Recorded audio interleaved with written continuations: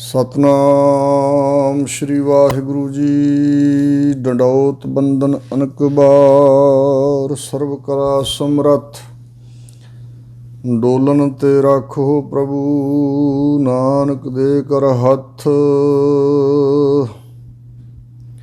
ਕਿਰਪਾ ਕਰੋ ਦੀਨ ਕੇ ਦਾਤੇ, ਮੇਰਾ ਗੁਣ ਅਵਗਣ ਨਾ ਵਿਚਾਰੋ ਕੋਈ।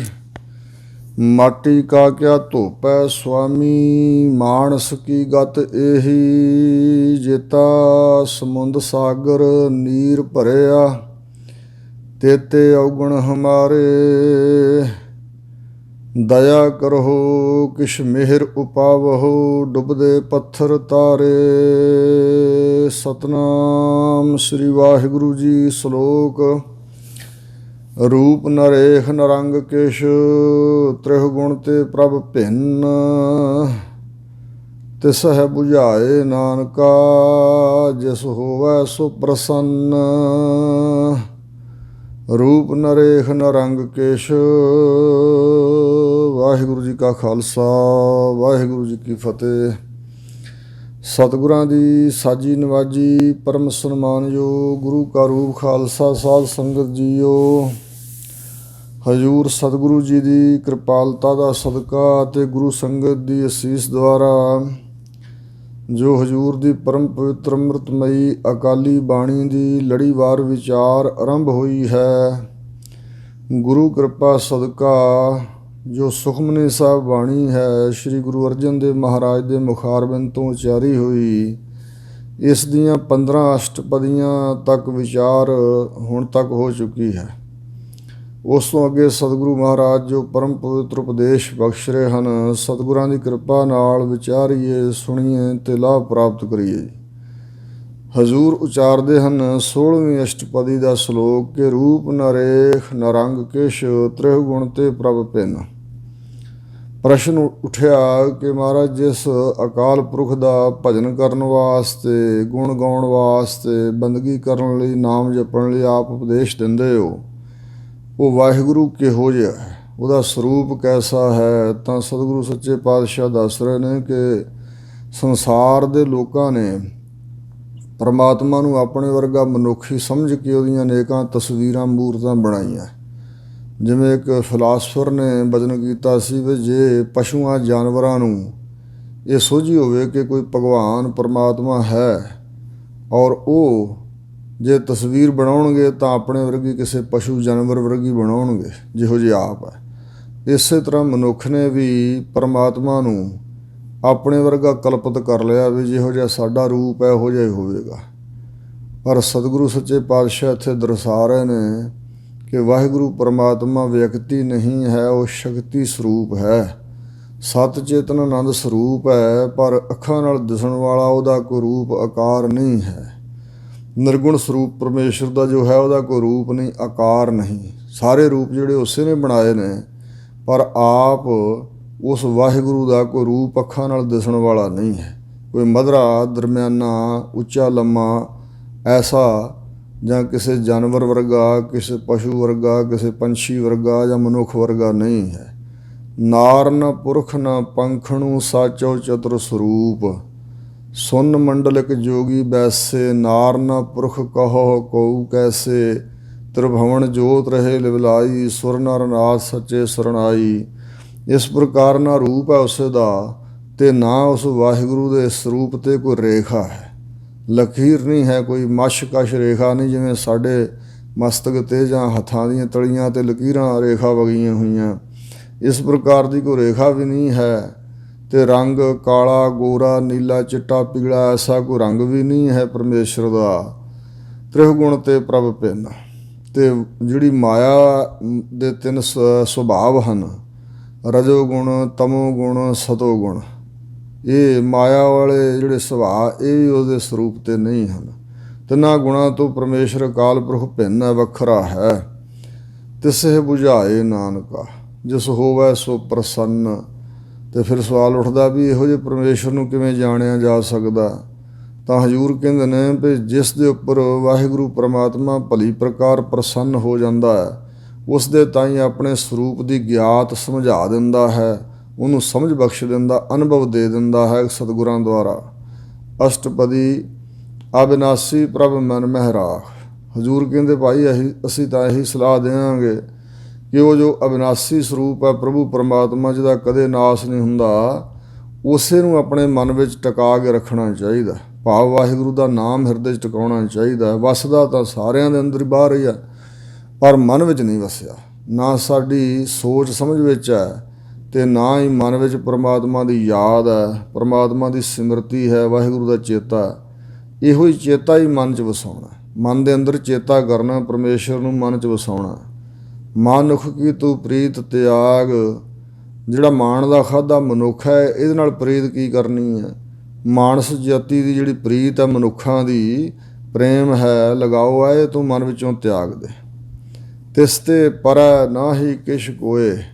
ਤਿਸ ਪਰਮਾਤਮਾ ਤੋਂ ਪਰੇ ਨਾ ਕੁਛ ਹੈ। ਕੁਛ ਮਤਲਬ ਕੋਈ ਚੀਜ਼ ਵੀ ਨਹੀਂ ਹੈ, ਅਤੇ ਕੋਈ ਮਨੁੱਖ ਵੀ, ਕੋਈ ਜੀਵ ਵੀ ਪਰਮਾਤਮਾ ਤੋਂ ਪਰੇ ਨਹੀਂ ਹੈ।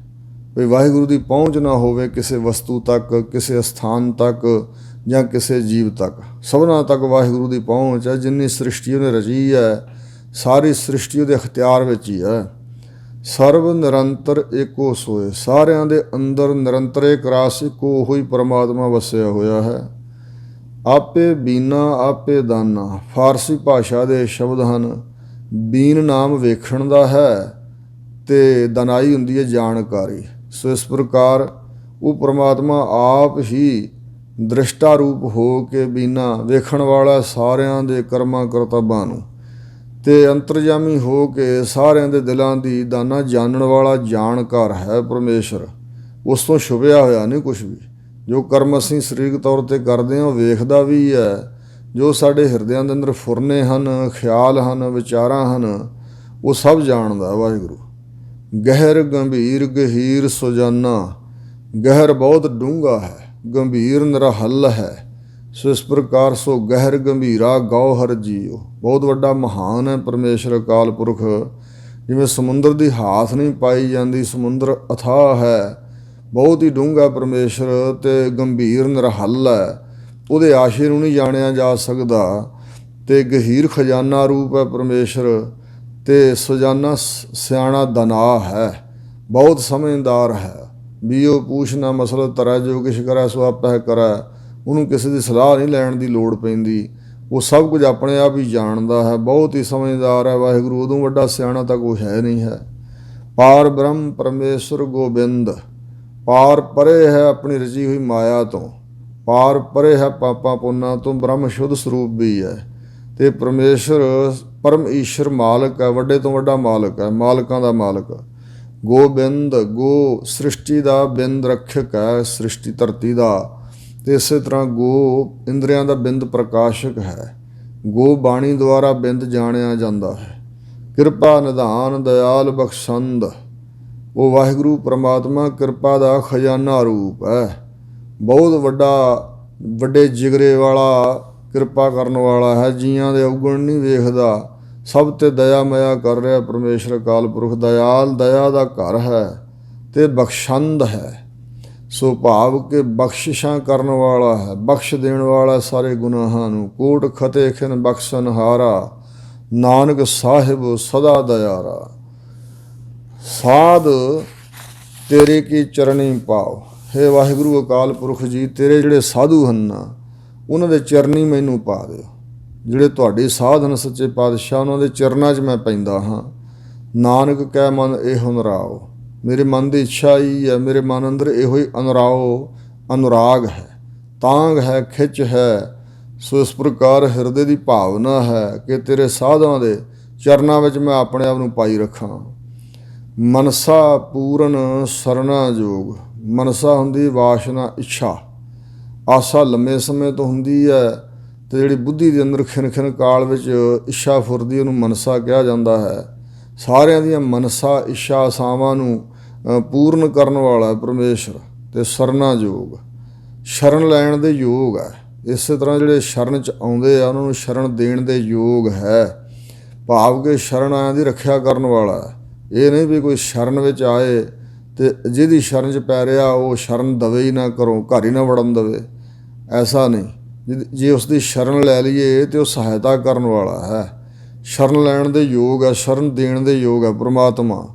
ਜੋ ਕਰ ਪਾਇਆ ਸੋਈ ਹੋਗ, ਜੋ ਕੁਛ ਕਰ ਬਣਾ ਕੇ ਪਾਇਆ ਪਰਮੇਸ਼ਰ ਨੇ, ਜੋ ਕਰ ਪਾਇਆ ਸੋਈ ਉਹੀ ਹੋਵੇਗਾ, ਹੁੰਦਾ ਹੈ। ਜੋ ਕੁਛ ਪਰਮਾਤਮਾ ਅਕਾਲ ਪੁਰਖ ਨੇ ਕਰ ਪਾਇਆ ਹੈ, ਕਰਕੇ ਰਚਨਾ ਤੇ ਇਹਦੇ ਵਿੱਚ ਪਾਇਆ ਹੋਇਆ ਜੋ ਕੁਛ ਸੋ ਹੀ ਹੁੰਦਾ ਹੈ, ਉਹੀ ਹੋਵੇਗਾ। ਹਰਨ ਭਰਨ ਜਾ ਕਾ ਨੇਤਰ ਫੋਰ, ਸ੍ਰਿਸ਼ਟੀ ਦੀ ਪਾਲਣਾ ਕਰਨਾ ਤੇ ਸ੍ਰਿਸ਼ਟੀ ਨੂੰ ਹਰਨ ਨਾਸ ਕਰਨਾ, ਇਹ ਪ੍ਰਮਾਤਮਾ ਵਾਸਤੇ ਇੱਕ ਨੇਤਰ ਫੋਰ, ਅੱਖ ਦੇ ਫੋਰ ਜਿੰਨਾ ਹੀ ਹੈ। ਭਾਵ ਇੰਨੀ ਵੱਡੀ ਸ਼ਕਤੀ ਹੈ ਵਾਹਿਗੁਰੂ ਪਾਸ।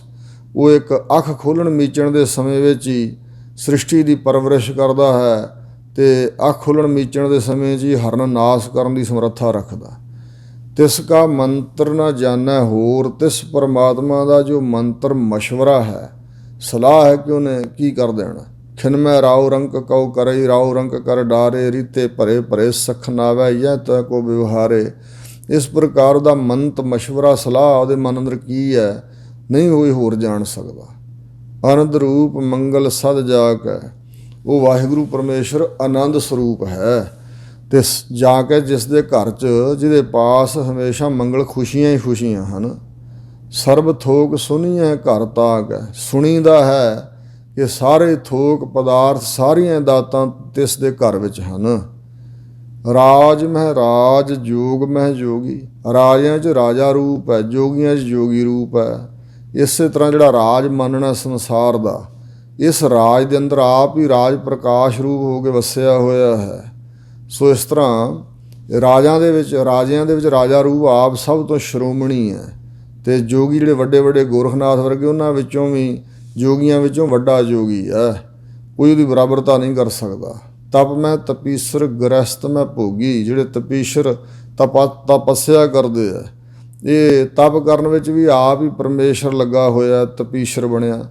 ਤੇ ਗ੍ਰਹਸਤ, ਜਿਹੜਾ ਗ੍ਰਸਤੀ ਬੰਦੇ ਗ੍ਰਸਤੀ ਹਨ ਨਾ, ਗ੍ਰਸਤ ਮੰਨਣ ਵਾਲੇ, ਗ੍ਰਸਤ 'ਚ ਰਹਿਣ ਵਾਲੇ, ਘਰ ਪਰਿਵਾਰ ਵਾਲੇ, ਉਹਨਾਂ ਵਿੱਚ ਵੀ ਵੱਡਾ ਭੋਗੀ ਬਣ ਕੇ ਪਦਾਰਥਾਂ ਨੂੰ ਭੋਗਣ ਵਾਲਾ ਹੈ।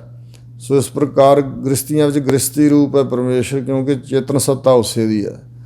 ਧਿਆਏ ਧਿਆਏ ਭਗਤ ਹੈ ਸੁਖ ਪਾਇਆ, ਧਿਆ ਕੇ ਸਿਮਰਨ ਕਰ ਕਰਕੇ, ਵਾਹਿਗੁਰੂ ਨੂੰ ਯਾਦ ਕਰ ਕਰਕੇ ਭਗਤਾਂ ਨੇ ਆਤਮਿਕ ਸੁਖ ਦੀ ਪ੍ਰਾਪਤੀ ਕੀਤੀ ਹੈ।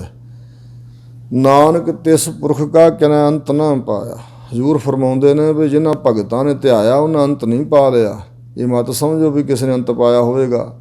ਆਤਮਿਕ ਸੁਖ ਤਾਂ ਜ਼ਰੂਰ ਪਾਇਆ ਹੈ, ਪਰ ਤਿਸ ਪੁਰਖ ਪੂਰਨ ਪਰਮੇਸ਼ਰ ਦਾ ਕਿਸੇ ਨੇ ਵੀ ਅੰਤ ਨਹੀਂ ਪਾਇਆ ਕਿ ਕਿੱਡਾ ਕੁ ਵੱਡਾ ਉਹਦਾ ਵਿਸਥਾਰ ਕਿੱਥੋਂ ਕੁ ਤੱਕ ਹੈ। ਉਹਦੀ ਤਾਂ ਕੁਦਰਤ ਦਾ ਅੰਤ ਹੀ ਨਹੀਂ ਕੋਈ ਪਾ ਸਕਿਆ, ਨਾ ਪਾ ਸਕੇਗਾ।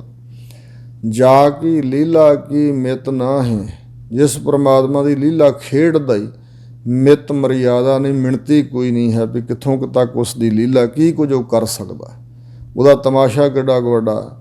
ਸਗਲ ਦੇਵ ਹਾਰੇ ਅਵਗਾਹੇ, ਸਾਰੇ ਜਿਹੜੇ ਦੇਵਤੇ ਹਨ ਨਾ, ਸੁਰਗ ਬੈਕੁੰਠ ਆਦਿਕ ਦੇ, ਜਾਂ ਦੇਵ ਪ੍ਰਕਾਸ਼ ਰੂਪ ਜਿਹੜੇ ਹੋ ਗਏ ਹਨ, ਸਾਰੇ ਦਿਵ ਰੂਪ ਹੋਣ ਵਾਲੇ ਵੀ ਅਵਗਾਹੇ ਨਿਰਣਾ ਕਰਦੇ ਹੋਏ, ਵਿਚਾਰ ਕਰਦੇ ਹੋਏ, ਖੋਜਦੇ ਢੂੰਡਦੇ ਹੋਏ, ਉਹ ਵੀ ਹਾਰ ਗਏ ਹਨ, ਉਸ ਦੀ ਮਿੱਤ ਨਹੀਂ ਪਾਈ ਗਈ।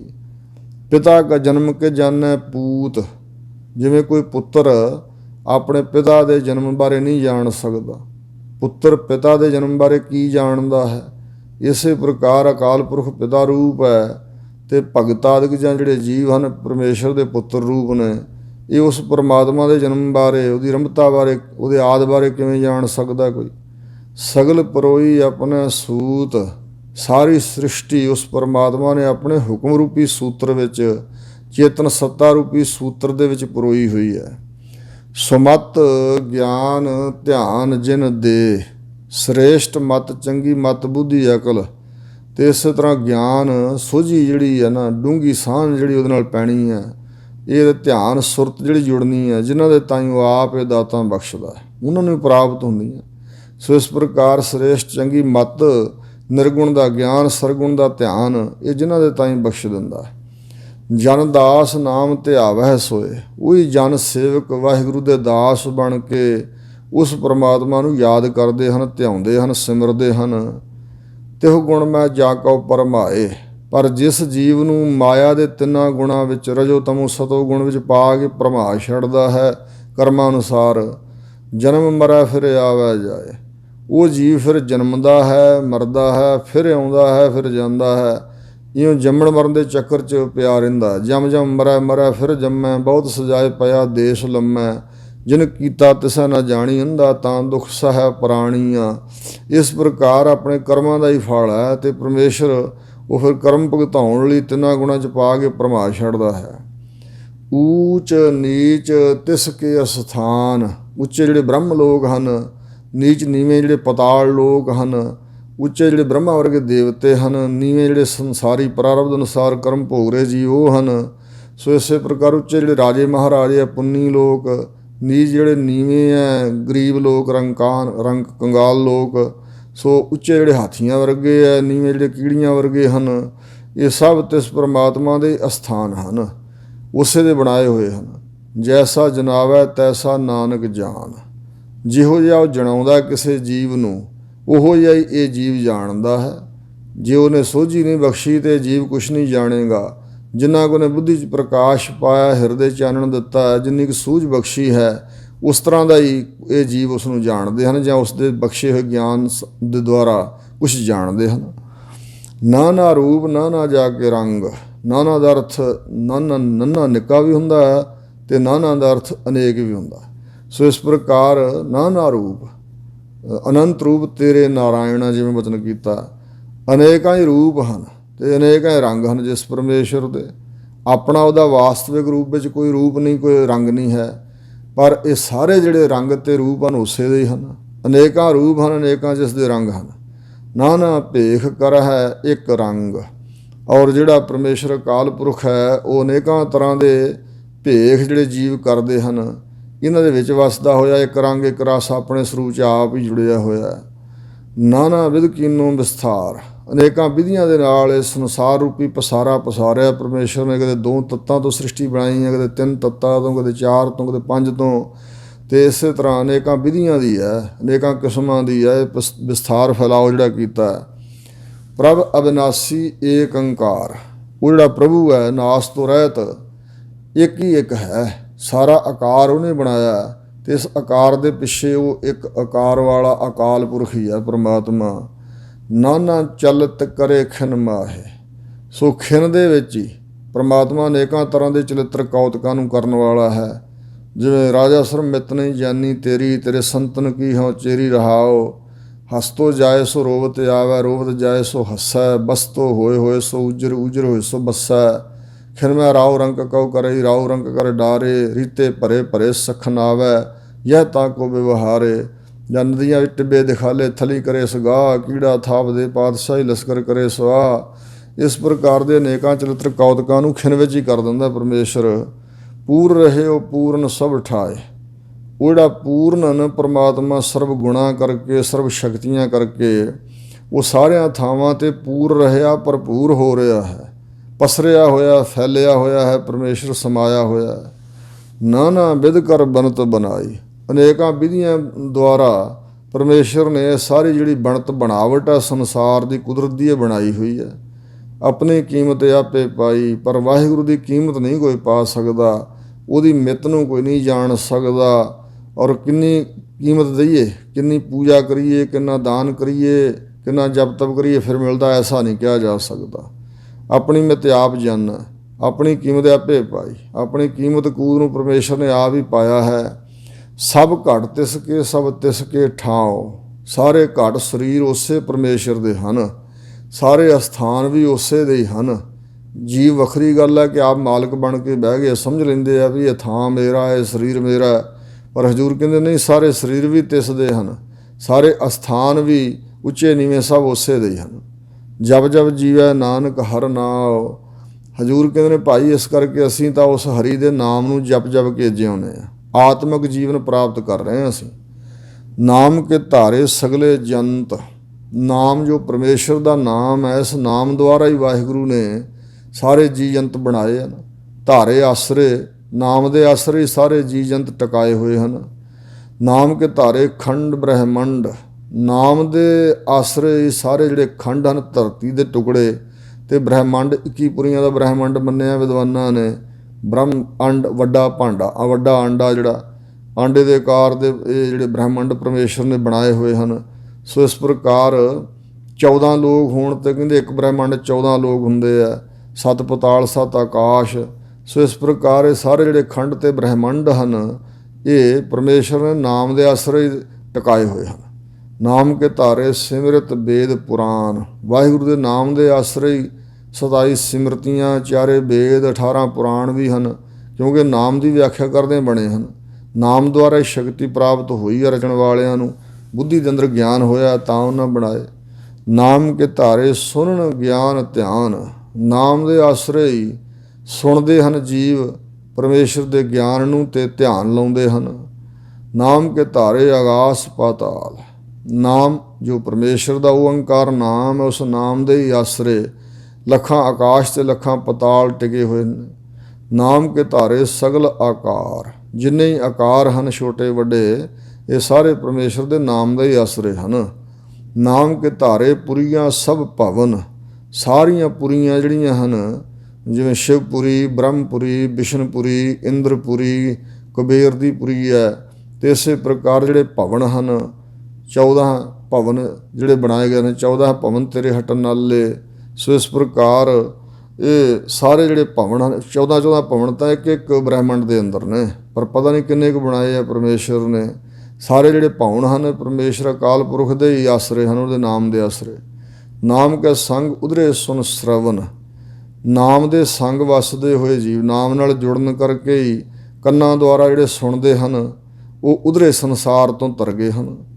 ਕਰ ਕਿਰਪਾ ਜਿਸ ਆਪਣਾ ਨਾਮ ਲਾਏ, ਆਪਣੀ ਮਿਹਰ ਕਰਕੇ ਕਿਰਪਾ ਕਰਕੇ ਜਿਸ ਜੀਵ ਨੂੰ ਆਪਣੇ ਨਾਮ ਵਿੱਚ ਲਾ ਲੈਂਦਾ, ਨਾਨਕ ਚੌਥੇ ਪਦ ਮਹਿ ਸੋ ਜਨ ਗਦ ਪਾਏ। ਹਜ਼ੂਰ ਗੁਰੂ ਅਰਜਨ ਸਾਹਿਬ ਜੀ ਕਹਿੰਦੇ ਹਨ ਕਿ ਭਾਈ ਉਹ ਫਿਰ ਜਿਹੜੇ ਤੁਰੀਆ ਪਦ ਅਵਸਥਾ ਨਾ, ਚੌਥਾ ਪਦ, 3 ਅਵਸਥਾ ਕਹਿ ਹੈ ਵਖਿਆਨ, ਤੁਰੀਆ ਅਵਸਥਾ ਸਤਿਗੁਰ ਤੇ ਹਰ ਜਾਨ। ਸੋ ਇਸ ਪ੍ਰਕਾਰ ਚੌਥੇ ਪਦ ਮੈਂ ਸਹਿਜ ਹੈ ਕਰਮੀ ਪੱਲੇ ਪਾਏ। ਸੋ ਇਸ ਪ੍ਰਕਾਰ ਜਿਹੜਾ ਚੌਥਾ ਪਦ ਹੈ ਗਿਆਨ ਵਾਲਾ, ਉਸ ਪਦ ਵਿੱਚ ਪਹੁੰਚ ਕੇ ਨਾ ਉਹ ਜਿਹੜੇ ਜਨ ਜੀਵ ਹਨ ਉਹ ਉਹ ਜਨ ਜੀਵ ਗਤ ਪ੍ਰਾਪਤ ਕਰਦਾ ਹੈ, ਮੁਕਤੀ ਪ੍ਰਾਪਤ ਕਰਦਾ ਹੈ। ਚੌਥੇ ਪਦ ਵਿੱਚ ਉਹਦੀ ਗਮਤਾ ਹੋ ਜਾਂਦੀ, ਉੱਚੀ ਆਤਮਿਕ ਅਵਸਥਾ ਪਾ ਲੈਂਦਾ ਹੈ। ਰੂਪ ਸਤ ਜਾ ਕਾ ਸਤ ਅਸਥਾਨ, ਜਿਸ ਪਰਮੇਸ਼ਰ ਦਾ ਸਤ ਚੇਤਨ ਆਨੰਦ ਸਰੂਪ ਅਸਥੀ ਭ੍ਰਾਂਤੀ ਪ੍ਰੇਤਾ ਰੂਪ ਸਤ ਹੈ ਤੇ ਜਿਸ ਦਾ ਸੱਚਖੰਡ ਰੂਪੀ ਸਥਾਨ ਵੀ ਸਤ ਹੀ ਹੈ। ਪੁਰਖ ਸਤ ਕੇਵਲ ਪ੍ਰਧਾਨ, ਔਰ ਪੁਰਖ ਪੂਰਨ ਜੋ ਪਰਮੇਸ਼ਰ ਹੈ ਏਕਾ ਪੁਰਖ ਸਬਾਈ ਨਾਰ, ਸਾਰੀ ਸ੍ਰਿਸ਼ਟੀ ਇਸਤਰੀਆਂ ਦੀ ਨਿਆਈ ਹੈ, ਉਹ ਸਤਪੁਰਖ ਹੈ ਅਕਾਲ ਪੁਰਖ। ਸਤਪੁਰਖ ਜਾ ਕੋ ਹੈ ਨਾਉ, ਕੇਵਲ ਪ੍ਰਧਾਨ, ਕੇਵਲ ਇੱਕੋ ਇੱਕ ਵਾਹਿਗੁਰੂ ਹੀ ਹੈ ਸਾਰਿਆਂ ਦਾ ਪ੍ਰਧਾਨ, ਬ੍ਰਹਮਾ ਵਿਸ਼ਨੂੰ ਸ਼ਿਵ ਜੀ ਆਦਿਕਾਂ ਤੋਂ ਵੀ ਉੱਪਰ। ਕਰਤੂਤ ਸਤ ਸਤ ਜਾਗੀ ਬਾਣੀ, ਜਿਸ ਪਰਮਾਤਮਾ ਦੀ ਕੀਤੀ ਹੋਈ ਹਰ ਕਰਤੂਤ, ਕਰਤੂਤ ਮੈਨੇ ਕਰਤੱਵ ਕਰਨੀ ਜਿਹੜੀ ਹੈ ਵਾਹਿਗੁਰੂ ਦੀ ਇਹ ਸਤ ਹੈ। ਅਤੇ ਉਸ ਦੀ ਬਾਣੀ ਸਿਫਤ ਸਲਾਹ ਦੀ ਜਿਹੜੀ ਬਾਣੀ ਹੈ, ਜਾਂ ਇੱਕ ਤੋਂ ਅਨੇਕਾਂ ਰੂਪ ਮੈਂ ਹੋਵਾਂ, ਉਹ ਓਅੰਕਾਰ ਜੋ ਸ਼ਬਦ ਉਹਨੇ ਉਚਾਰਿਆ ਬਾਣੀ ਵੀ ਸਤ ਹੀ ਹੈ ਉਸ ਦੀ। ਸਤਪੁਰਖ ਸਭ ਮਾਹੇ ਸਮਾਣੀ, ਉਹ ਸਤਪੁਰਖ ਅਕਾਲ ਪੁਰਖ ਸਾਰਿਆਂ 'ਚ ਸਮਾਇਆ ਹੋਇਆ ਵੀ ਹੈ। ਸਤ ਕਰਮ ਜਾ ਕੇ ਰਚਨਾ ਸਤ, ਜਿਸ ਪਰਮੇਸ਼ਰ ਦਾ ਕਰਮ ਕਰਤੱਵ ਅਕਾਲ ਪੁਰਖ ਦਾ ਜੋ ਸੰਸਾਰ ਨੂੰ ਰਚਣ ਦਾ ਕਰਤੱਵ ਹੈ ਇਹ ਸਤ ਹੈ, ਜਾਂ ਕਿ ਰਚਨਾ ਸਤ। ਅਤੇ ਜਿਹੜੀ ਰਚਨਾ ਉਹਨੇ ਕੀਤੀ ਹੈ ਇਹ ਰਚਨਾ ਵੀ ਫਿਰ ਸਤ ਹੋਈ, ਕਿਉਂਕਿ ਉਹ ਚੇਤਨਤਾ ਉਸੇ ਦੀ ਹੈ ਸਾਰੀ ਰਚਨਾ ਵਿੱਚ। ਉਸ ਦੀ ਚੇਤਨਤਾ ਕਰਕੇ, ਉਸ ਦੀ ਆਪਣੀ ਹੋਂਦ ਕਰਕੇ ਇਹ ਰਚਨਾ ਵੀ ਸਤ ਹੀ ਹੈ। ਸਤ ਪ੍ਰਤੀਤ ਹੁੰਦੀ ਹੈ ਜਦੋਂ ਵਾਹਿਗੁਰੂ ਦਾ ਗਿਆਨ ਹੁੰਦਾ। ਮੂਲ ਸਤ ਸਤ ਉਤਪੱਤ, ਉਹ ਆਪ ਮੂਲ ਰੂਪ ਸਤ ਹੈ ਪਰਮਾਤਮਾ, ਅਤੇ ਇਹ ਉਤਪਤੀ ਜਿਹੜੀ ਕੀਤੀ ਹੈ ਪਰਮਾਤਮਾ ਨੇ ਵੀ ਸਤ ਹੀ ਹੈ। ਸੋ ਇਸ ਪ੍ਰਕਾਰ ਇਸ ਉਤਪਤੀ ਦੇ ਵਿੱਚ ਆਪ ਹੀ ਸਤ ਸਰੂਪ ਸਮਾਇਆ ਹੋਇਆ। ਸਤ ਕਰਨੀ ਨਿਰਮਲ ਨਿਰਮਲੀ, ਉਸ ਪਰਮਾਤਮਾ ਦੀ ਜੋ ਕਰਨੀ ਹੈ ਸਤ ਹੈ ਅਤੇ ਨਿਰਮਲ ਤੋਂ ਨਿਰਮਲ, ਉਜਲ ਤੋਂ ਉਜਲ, ਪਵਿੱਤਰ ਤੋਂ ਪਵਿੱਤਰ ਹੈ।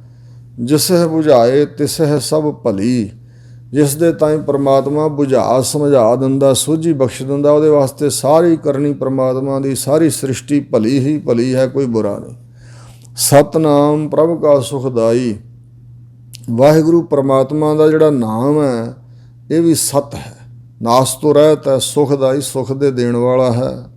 ਵਿਸ਼ਵਾਸ ਸਤ ਨਾਨਕ ਗੁਰ ਤੇ ਪਾਈ, ਜਿਹੜਾ ਉਸ ਪਰਮੇਸ਼ਰ 'ਤੇ ਵਿਸ਼ਵਾਸ ਕਰਨਾ, ਇਹ ਵਿਸ਼ਵਾਸ ਵੀ ਸੱਚ ਹੈ, ਪਰ ਇਹ ਵਿਸ਼ਵਾਸ ਸਤਿਗੁਰਾਂ ਦੁਆਰਾ ਪ੍ਰਾਪਤ ਕੀਤਾ ਜਾਂਦਾ ਹੈ। ਸਤ ਬਚਨ ਸਾਧੂ ਉਪਦੇਸ਼, ਸਾਧੂ ਸਤਿਗੁਰੂ ਨਾਨਕ ਦੇਵ ਮਹਾਰਾਜ ਜੀ ਦਾ ਜਿਹੜਾ ਉਪਦੇਸ਼ ਹੈ ਉਹ ਸੱਚੇ ਬਚਨ ਹਨ। ਸੋ ਸੱਚਾ ਬਚਨ ਹੈ ਉਪਦੇਸ਼ ਰੂਪ। ਸਤ ਤੇ ਜਨ ਜਾ ਕਰਦਾ ਪ੍ਰਵੇਸ਼, ਉਹ ਜਨ ਸੇਵਕ ਵੀ ਸਤ ਹੀ ਹੋ ਜਾਂਦੇ ਆ ਜਿਨ੍ਹਾਂ ਦੇ ਹਿਰਦੇ ਅੰਦਰ ਇਹ ਸਤਿਗੁਰਾਂ ਦਾ ਉਪਦੇਸ਼ ਵਸ ਜਾਂਦਾ ਹੈ, ਪ੍ਰਵੇਸ਼ ਕਰ ਜਾਂਦਾ। ਸਤ ਨਿਰਤ ਬੂਝੈ ਜੇ ਕੋਏ, ਸੋ ਇਸ ਪ੍ਰਕਾਰ ਨਿਰਤ ਨਿਰਣਾ, ਅਤੇ ਇਸੇ ਤਰ੍ਹਾਂ ਸੱਚਾ ਨਿਰਤ ਪਿਆਰ, ਪਿਆਰ ਦੁਆਰਾ ਜੇ ਕੋਈ ਬੁੱਝ ਲੈਂਦਾ ਉਸ ਪਰਮੇਸ਼ਰ ਨੂੰ, ਜੇ ਕੋਈ ਬੁੱਝਦਾ ਵਾਹਿਗੁਰੂ ਨੂੰ, ਅਤੇ ਇਸ ਪ੍ਰਕਾਰ ਨਿਰਤ ਜਿਹੜਾ ਪਿਆਰ ਹੈ ਉਸ ਦੇ ਨਾਲ ਇਹ ਸੱਚਾਈ ਹੈ। ਅਤੇ ਨਿਰਤ ਨਿਰਣਾ, ਸੋ ਇਸ ਪ੍ਰਕਾਰ ਨਾਮ ਸਤ ਜਪਤ ਤਾਂ ਕੀ ਗਤ ਹੋਏ। ਫਿਰ ਉਹ ਜਿਹੜਾ ਨਾਮ ਜਪਦਾ ਪ੍ਰੇਮ ਦੇ ਸਹਿਤ ਨਿਰਣਾ ਵਿਚਾਰ ਕਰਕੇ ਅਤੇ ਬੁੱਝ ਲੈਂਦਾ ਵਾਹਿਗੁਰੂ ਨੂੰ, ਫਿਰ ਉਹ ਨਾਮ ਜਪਦਾ, ਜਿਹੜਾ ਨਾਮ ਜਪਦਾ ਵਿਸ਼ਵਾਸ ਕਰਕੇ ਫਿਰ ਉਸ ਦੀ ਗਤ ਉੱਚੀ ਆਤਮਿਕ ਅਵਸਥਾ ਹੋ ਜਾਂਦੀ ਹੈ, ਮੁਕਤ ਹੋ ਜਾਂਦਾ। ਆਪ ਸਤ ਕੀਆ ਸਭ ਸਤ, ਆਪ ਤਾਂ ਸਤ ਸਰੂਪ ਵਾਹਿਗੁਰੂ ਜੀ ਹੈ ਨਹੀਂ, ਅਤੇ ਜੋ ਕੁਛ ਵਾਹਿਗੁਰੂ ਨੇ ਕੀਤਾ ਫਿਰ ਉਹ ਵੀ ਸਤ ਹੀ ਹੈ, ਸਭ ਸਤ ਹੈ। ਆਪੇ ਜਾਣੈ ਆਪਣੀ ਮਿਤ ਗਤ, ਆਪਣੀ ਮਿਤ ਮਰਿਆਦਾ ਨੂੰ ਅਤੇ ਗਤ ਪ੍ਰਾਪਤੀ ਨੂੰ। ਇਸੇ ਤਰ੍ਹਾਂ ਆਪਣੀ ਮਿਤ ਉਹ ਕਿੱਡਾ ਕੁ ਵੱਡਾ ਹੈ ਅਤੇ ਗਤ ਕਿਹੋ ਜਿਹਾ ਪਰਮੇਸ਼ਰ ਉਹ ਆਪ ਹੀ ਜਾਣਦਾ। ਜਿਸ ਕੀ ਸ੍ਰਿਸ਼ਟ ਸੋ ਕਰਣਾ ਹਾਰ, ਜਿਸ ਪਰਮਾਤਮਾ ਦੀ ਰਚੀ ਹੋਈ ਸਾਰੀ ਇਹ ਸ੍ਰਿਸ਼ਟੀ ਹੈ, ਇਹਦੇ ਵਿੱਚ ਵਸ ਕੇ ਸਭ ਕੁਝ ਕਰਨਹਾਰ ਵੀ ਆਪ ਹੀ ਆ ਵਾਹਿਗੁਰੂ। ਅਵਰਨ ਨ ਬੂਝ ਕਰਤ ਵਿਚਾਰ, ਸੋ ਇਸ ਪ੍ਰਕਾਰ ਜਿਹੜੇ ਹੋਰ ਵਿਚਾਰਾਂ ਆਦਿ ਕਰਦੇ ਹਨ, ਅਵਰ ਹੋਰ ਕੋਈ ਬੁੱਝ ਨਹੀਂ ਸਕਦਾ ਵੀ ਕਿੱਡਾ ਕੁ ਵੱਡਾ ਵਾਹਿਗੁਰੂ। ਕਰਤੇ ਕੀ ਮਿਤ ਨ ਜਾਣੈ ਕੀਆ, ਪਰਮੇਸ਼ਰ ਦਾ ਪੈਦਾ ਕੀਤਾ ਹੋਇਆ ਕੋਈ ਜੀਵ ਉਸ ਕਰਤੇ ਅਕਾਲ ਪੁਰਖ ਦੀ ਮਿਤ ਨੂੰ, ਮਿਣਤੀ ਨੂੰ, ਕਿੱਡਾ ਕੁ ਵੱਡਾ ਵਾਹਿਗੁਰੂ ਕੋਈ ਨਹੀਂ ਜਾਣਦਾ। ਨਾਨਕ ਜੋ ਤਿਸ ਭਾਵੈ ਸੋ ਵਰਤੀਆ, ਹਜ਼ੂਰ ਗੁਰੂ ਨਾਨਕ ਦੇਵ ਗੁਰੂ ਅਰਜਨ ਦੇਵ ਜੀ ਫਰਮਾਉਂਦੇ ਆ ਵੀ ਜੋ ਤਿਸ ਪਰਮਾਤਮਾ ਨੂੰ ਭਾਉਂਦਾ ਭਾਈ ਉਹੀ ਵਰਤ ਵਰਤਾਰਾ ਵਰਤ ਰਿਹਾ ਹੈ। ਬਿਸਮਨ ਬਿਸਮ ਭਏ ਬਿਸਮਾਦ, ਸਿਮਰਨ ਕਰਦੇ ਹੋਏ ਹੈਰਾਨੀ ਦੀ ਅਵਸਥਾ ਜਾਂਦੇ ਹੋਏ ਹੋਰ ਹੈਰਾਨ ਹੋ ਕੇ ਬਿਸਮਾਦ ਹੈਰਾਨੀ ਰੂਪ ਹੀ ਬਣ ਗਏ ਭਗਤ ਜਨ, ਅਸਚਰਜ ਤਾਰੂ। ਸੋ ਜਿਵੇਂ ਭਾਈ ਗੁਰਦਾਸ ਨੇ ਕਿਹਾ, ਦਰਸ਼ਨ ਦੇਖਤ ਹੀ ਸੁਧ ਕੀ ਨ ਸੁਧ ਰਹੀ, ਬੁੱਧ ਕੀ ਨ ਬੁੱਧ ਰਹੀ, ਮਤ ਮੈਂ ਨ ਮਤ ਹੈ, ਗਿਆਨ ਮੈਂ ਨ ਗਿਆਨ ਹੋ, ਧਿਆਨ ਮੈਂ ਨ ਧਿਆਨ ਰਹੇ ਹੋ। ਇਸ ਪ੍ਰਕਾਰ ਇਹ ਬਿਸਮਨ ਬਿਸਮ ਭਏ ਬਿਸਮਾਦ ਦਾ ਅਰਥ ਇਹੀ ਹੈ ਕਿ ਵਾਹਿਗੁਰੂ ਦਾ ਜਿਨ੍ਹਾਂ ਨੇ ਗਿਆਨ ਪ੍ਰਾਪਤ ਕੀਤਾ, ਬੰਦਗੀ ਕਰਕੇ ਜਿਹੜਾ ਆਨੰਦ ਆਇਆ, ਸੋ ਇਸ ਪ੍ਰਕਾਰ ਅਸਚਰਜ ਹੁੰਦੇ ਹੋਏ ਬਿਸਮ ਟਿਕਾ ਦੇ ਸਹਿਤ ਹੋ ਕੇ ਫਿਰ ਉਹ ਭਏ ਬਿਸਮਾਦ ਅਸਚਰਜ ਰੂਪ ਹੀ ਬਣ ਗਏ ਭਗਤ ਜਨ। ਇਸੇ ਤਰ੍ਹਾਂ ਬਿਸਮਨ ਬਿਸਮ, ਵਿਸ਼ਿਆਂ ਵੱਲੋਂ ਜਿਨ੍ਹਾਂ ਦਾ ਮਨ ਬਿਸਮ ਟਿਕ ਗਿਆ, ਵਿਸ਼ਰਾਮ ਪ੍ਰਾਪਤ ਕਰ ਗਿਆ, ਉਹ ਫਿਰ ਬਿਸਮਾਦਤਾ ਹੀ ਵਿੱਚ ਚਲੇ ਗਏ ਅਤੇ ਅਸਚਰਜਤਾ ਵਿੱਚ ਜਾ ਕੇ ਅਸਚਰਜ ਰੂਪ ਹੀ ਹੋਏ। ਜਿਨ ਬੂਝਿਆ ਤਿਸ ਆਇਆ ਸਵਾਦ, ਤਿਸ ਬਿਸਮਾਦਤਾ ਹੀ ਵਾਲੀ ਅਵਸਥਾ ਦਾ ਜਿਨ੍ਹਾਂ ਨੇ ਗਿਆਨ ਪ੍ਰਾਪਤ ਕੀਤਾ ਨਾ, ਬੁੱਝਿਆ ਸਮਝਿਆ ਬੰਦਗੀ ਦੁਆਰਾ, ਉਹਨਾਂ ਨੂੰ ਸਵਾਦ ਰਸ ਆਨੰਦ ਆਇਆ, ਉਹ ਹੀ ਜਾਣਦੇ ਨੇ। ਇਹੋ ਹਰ ਰਸ ਹੀ ਜਾਣਦੇ ਜਿਉਂ ਗੂੰਗਾ ਮਠਿਆਈ ਖਾਈ। ਸੋ ਇਸ ਪ੍ਰਕਾਰ ਕਹਿ ਕੋ ਸੋਭਾ ਨਹੀਂ ਦੇਖਾ ਹੀ ਪ੍ਰਵਾਨ, ਜਿਵੇਂ ਬਚਨ ਹਨ। ਪ੍ਰਭ ਕੈ ਰੰਗ ਰਾਚ ਜਨ ਰਹੇ, ਪ੍ਰਭੂ ਅਕਾਲ ਪੁਰਖ ਦੇ ਪ੍ਰੇਮ ਰੰਗ ਵਿੱਚ ਜਿਹੜੇ ਜਨ ਹਨ ਰਚ ਰਹੇ ਹਨ, ਤਦਾਕਾਰ ਹੋ ਰਹੇ ਸਮਾਏ ਰਹਿੰਦੇ ਹਨ। ਗੁਰ ਕੈ ਬਚਨ ਪਦਾਰਥ ਲਹੇ, ਸਤਿਗੁਰੂ ਮਹਾਰਾਜ ਦੇ ਬਚਨਾਂ ਦੁਆਰਾ ਉਹਨਾਂ ਨੇ ਪਦਾਰਥ ਪ੍ਰਾਪਤ ਕੀਤੇ ਨੇ। ਹੁਣ ਇੱਥੇ ਪ੍ਰਸ਼ਨ ਉੱਠਦਾ ਵੀ ਕੀ ਸੰਸਾਰੀ ਪਦਾਰਥ, ਇਹ ਤਾਂ ਹੋਰ ਵੀ ਲੋਕਾਂ ਨੂੰ ਮਿਲੇ ਹੋਏ ਆ। ਨਹੀਂ, ਨਾਮ ਪਦਾਰਥ, ਗਿਆਨ ਪਦਾਰਥ, ਮੁਕਤ ਪਦਾਰਥ ਆਦਿਕ ਵੱਡੇ ਵੱਡੇ ਮਹਾਨ ਦਾਤਾਂ ਉਹਨਾਂ ਨੇ ਪ੍ਰਾਪਤ ਕੀਤੀਆਂ ਗੁਰੂ ਦੇ ਬਚਨਾਂ ਦੁਆਰਾ। ਉਹ ਦਾਤੇ ਦੁੱਖ ਕੱਟਣ ਹਾਰ, ਉਹਦਾ ਉਸ ਅਵਸਥਾ 'ਚ ਪਹੁੰਚ ਗਏ ਮਾਨੋ ਪਰਮੇਸ਼ਰ ਨੇ ਦਾਤੇ ਹੀ ਬਣਾ ਦਿੱਤੇ ਹਨ। ਉਹ ਹੋਰਨਾਂ ਵੀ ਦੁੱਖ, ਹੋਰਨਾਂ ਲੋਕਾਂ ਦੇ ਵੀ ਦੁੱਖ ਕੱਟਣ ਵਾਲੇ ਨੇ। ਉਹਨਾਂ ਦੀ ਦ੍ਰਿਸ਼ਟੀ 'ਚ ਅੰਮ੍ਰਿਤ ਬਰਸਦਾ ਹੈ। ਜਾ ਕੇ ਸੰਗ ਤਰੈ ਸੰਸਾਰ, ਜਿਨ੍ਹਾਂ ਦੀ ਸੰਗਤ ਵਿੱਚ ਵਸ ਕੇ ਜਗਤ ਦੇ ਜੀਵ ਵੀ ਸੰਸਾਰ ਸਮੁੰਦਰ ਤੋਂ ਤਰ ਜਾਂਦੇ ਆ। ਜਨ ਕਾ ਸੇਵਕ ਸੋ ਵਡ ਭਾਗੀ, ਜਿਹੜਾ ਵਾਹਿਗੁਰੂ ਦਾ ਜਨ ਹੈ ਨਾ, ਭਗਤ ਹਰੀ ਦਾ ਜਨ, ਉਹਦਾ ਜਿਹੜਾ ਸੇਵਕ ਬਣਦਾ ਅੱਗੇ ਸੇਵਾਦਾਰ, ਉਹ ਵੀ ਵਡਭਾਗੀ, ਵੱਡਿਆਂ ਭਾਗਾਂ ਵਾਲਾ ਹੀ ਹੁੰਦਾ ਭਾਈ। ਜਨ ਕੈ ਸੰਗ ਏਕ ਲਿਵ ਲਾਗੀ, ਕਿਉਂਕਿ ਆਵੈ ਸਾਹਿਬ ਚਿਤਰਿਆ ਭਗਤਾਂ ਡਿਠਿਆ। ਜਨ ਜਿਹੜਾ ਸੇਵਕ ਹੈ ਪਰਮੇਸ਼ਰ ਦਾ, ਭਗਤ ਆ ਜਨ, ਉਹਦੀ ਸੰਗਤ ਵਿੱਚ ਰਹਿ ਕੇ, ਸਾਥ ਰਹਿ ਕੇ ਇੱਕ ਵਾਹਿਗੁਰੂ ਨਾਲ ਉਹ ਸੇਵਕ ਦੀ ਵੀ ਲਿਵ ਲੱਗ ਜਾਂਦੀ ਹੈ, ਸੁਰਤ ਜੁੜ ਜਾਂਦੀ ਹੈ ਪਰਮਾਤਮਾ ਨਾਲ। ਗੁਣ ਗੋਬਿੰਦ ਕੀਰਤਨ ਜਨ ਗਾਵੈ। ਜਿਹੜਾ ਵਾਹਿਗੁਰੂ ਦਾ ਜਨ ਹੈ ਉਹ ਗੋਬਿੰਦ ਪਰਮੇਸ਼ਰ ਦੇ ਗੁਣਾਂ ਨੂੰ ਗਾਉਂਦਾ, ਵਾਹਿਗੁਰੂ ਦੀ ਕੀਰਤੀ ਗਾਉਂਦਾ, ਜਸ ਗਾਉਂਦਾ ਪ੍ਰਮਾਤਮਾ ਦਾ। ਗੁਰ ਪ੍ਰਸਾਦ ਨਾਨਕ ਫਲ ਪਾਵੈ। ਹਜ਼ੂਰ ਗੁਰੂ ਅਰਜਨ ਦੇਵ ਜੀ ਫਰਮਾਉਂਦੇ ਹਨ ਕਿ ਗੁਰੂ ਦੀ ਪ੍ਰਸਾਦ ਕਿਰਪਾ ਉਸ 'ਤੇ ਵਰਤਦੀ ਹੈ, ਵਰਸਦੀ ਹੈ। ਉਹਦੇ ਨਾਲ ਉਹ ਇਹ ਮਾਨੋ ਪ੍ਰਮਾਤਮਾ ਦੇ ਗੁਣ ਗਾਉਣੇ, ਕੀਰਤਨ ਗਾਉਣਾ ਇਹ ਫਲ ਹੀ ਪ੍ਰਾਪਤ ਕਰਦਾ, ਅਥਵਾ ਇਸ ਕਰਮ ਦੁਆਰਾ ਆਤਮ ਗਿਆਨ ਰੂਪੀ ਫਲ ਉਹ ਪ੍ਰਾਪਤ ਕਰਦਾ ਹੈ। ਸ਼ਲੋਕ 17ਵੀਂ ਅਸ਼ਟਪਦੀ ਆਰੰਭ ਕਰਦੇ ਹਨ ਸਤਿਗੁਰੂ ਜੀ। ਆਦਿ ਸੱਚ ਜੁਗਾਦ ਸੱਚ। ਥੋੜ੍ਹੀ ਜਿਹੀ ਬੇਨਤੀ ਕਰਦੇ ਹਾਂ ਇਸ ਸੰਬੰਧ ਵਿੱਚ। ਇਤਿਹਾਸ ਲਿਖਿਆ ਹੋਇਆ ਕਿ ਬਾਬਾ ਸ੍ਰੀ ਚੰਦ ਜੀ ਅੰਮ੍ਰਿਤਸਰ ਸਾਹਿਬ ਆਏ। ਜਦੋਂ ਸਤਿਗੁਰੂ ਜੀ ਸੁਖਮਨੀ ਸਾਹਿਬ ਬਾਣੀ ਉਚਾਰਨ ਕਰ ਰਹੇ ਸੀ ਤਾਂ ਬਾਬਾ ਜੀ ਨੂੰ ਸਤਿਗੁਰਾਂ ਨੇ ਨਿਮਰਤਾਵਾਨ ਹੋ ਕੇ ਬੇਨਤੀ ਕੀਤੀ ਵੀ ਤੁਸੀਂ ਸਤਿਗੁਰਾਂ ਦੇ ਸੁਪੁੱਤਰ ਹੋ, ਸਾਹਿਬਜ਼ਾਦੇ ਹੋ, ਬਾਣੀ ਰਚ ਰਹੇ ਆ, ਤੁਸੀਂ ਵਿੱਚ ਹਿੱਸਾ ਪਾਓ, ਬਾਣੀ ਉਚਾਰੋ। ਉਹ ਕਹਿੰਦੇ ਨਹੀਂ ਮਹਾਰਾਜ, ਸਤਿਗੁਰੂ ਨਾਨਕ ਦੇਵ ਮਹਾਰਾਜ ਦੇ ਗੱਦੀ ਦੇ ਤੁਸੀਂ ਮੁਖੀ ਹੋ, ਗੁਰੂ ਹੋ, ਗੁਰਿਆਈ ਗੱਦੀ ਦੇ ਵਾਰਸ ਹੋ, ਅਤੇ ਬਾਣੀ ਉਚਾਰਨੀ ਤਾਂ ਤੁਹਾਡੇ ਹੀ ਤਾਈਂ ਬਖਸ਼ਿਸ਼ ਹੋਈ ਹੈ। ਤਾਂ ਫਿਰ ਵੀ ਸਤਿਗੁਰਾਂ ਕਿਹਾ ਨਹੀਂ ਕੋਈ ਬਚਨ ਤਾਂ ਉਚਾਰੋ। ਤਾਂ ਕਹਿਣ ਲੱਗੇ ਨਹੀਂ ਸਾਨੂੰ ਅਧਿਕਾਰ ਨਹੀਂ ਬਾਣੀ ਉਚਾਰਨ ਦਾ। ਅਤੇ ਫਿਰ ਵੀ ਸਤਿਗੁਰੂ ਨਾਨਕ ਦੇਵ ਮਹਾਰਾਜ ਦਾ ਜਿਹੜਾ ਬਚਨ ਆ ਉਹ ਅਸੀਂ ਦੁਹਰਾ ਦਿੰਦੇ ਹਾਂ ਤੁਹਾਡਾ ਹੁਕਮ ਮੰਨ ਕੇ। ਤਾਂ ਉਸ ਵੇਲੇ ਇਹ ਸਲੋਕ ਉਚਾਰਿਆ ਸੀ।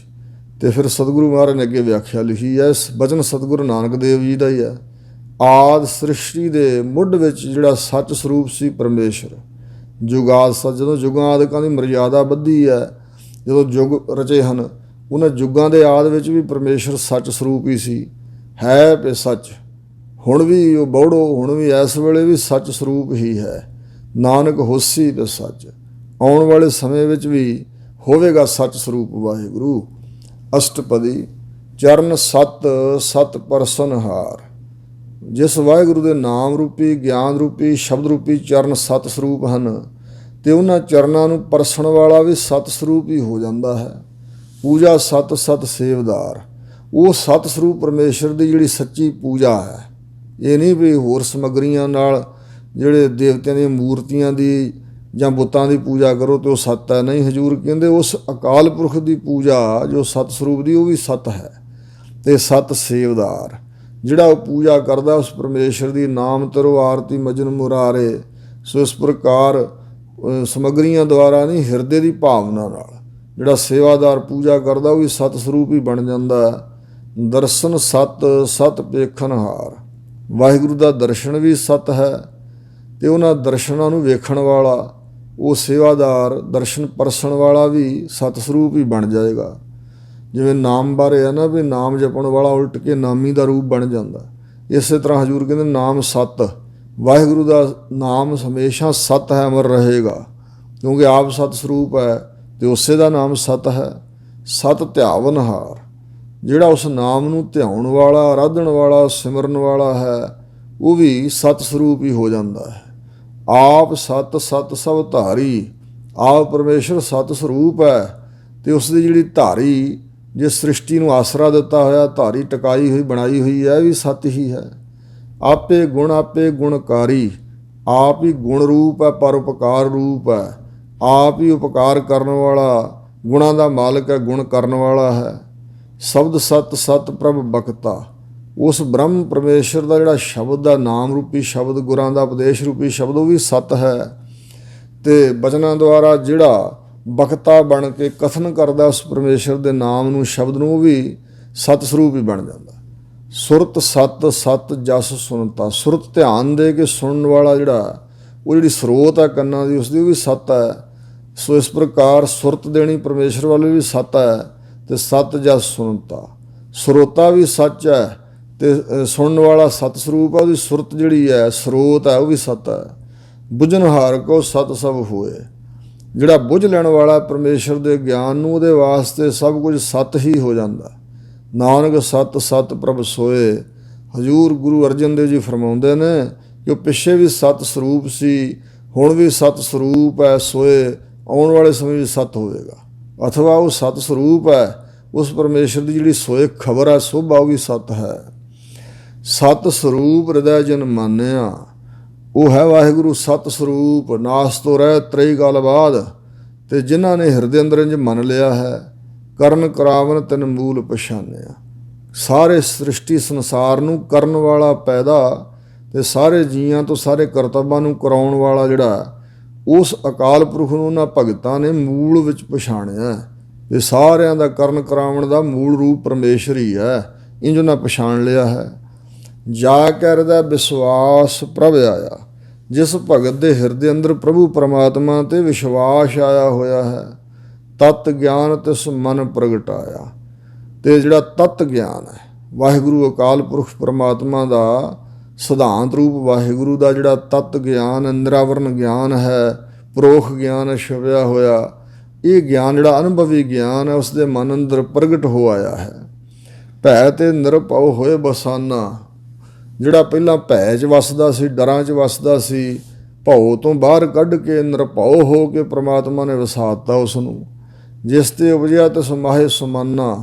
ਜਿਸ ਪਰਮੇਸ਼ਰ ਤੋਂ ਉਪਜਿਆ ਪੈਦਾ ਹੋਇਆ ਸੀ ਉਹ ਭਗਤ ਉਸ ਪਰਮਾਤਮਾ ਵਿੱਚ ਹੀ ਸਮਾਨਾ ਲੀਨ ਹੋ ਗਿਆ ਹੈ, ਸਮਾ ਗਿਆ ਹੈ। ਬਸਤ ਮਾਹਿਲੇ ਬਸਤ ਗੜਾਈ। ਜਿਵੇਂ ਕੋਈ ਵਸਤੂ ਪਕੜ ਕੇ ਦੂਜੀ ਵਸਤੂ ਵਿੱਚ ਗੜਾਈ ਮਿਲਾ ਦਿੱਤੀ ਜਾਂਦੀ ਹੈ, ਸੋ ਇਸ ਪ੍ਰਕਾਰ ਜਿਵੇਂ ਮਿੱਟੀ ਮਿੱਟੀ 'ਚ ਮਿਲਾ ਦਿੱਤੀ ਜਾਂਦੀ ਹੈ, ਜਿਵੇਂ ਜਲ ਜਲ ਵਿੱਚ ਮਿਲਾ ਦਿੱਤਾ ਜਾਂਦਾ ਹੈ, ਇਸ ਪ੍ਰਕਾਰ ਤਾਂ ਕੋ ਭਿੰਨ ਨਾ ਕਹਿ ਨਾ ਜਾਈ। ਤਾਂ ਫਿਰ ਉਸ ਵਸਤੂ ਨੂੰ ਭਿੰਨ ਵੱਖਰਾ ਨਹੀਂ ਕੀਤਾ ਜਾ ਸਕਦਾ।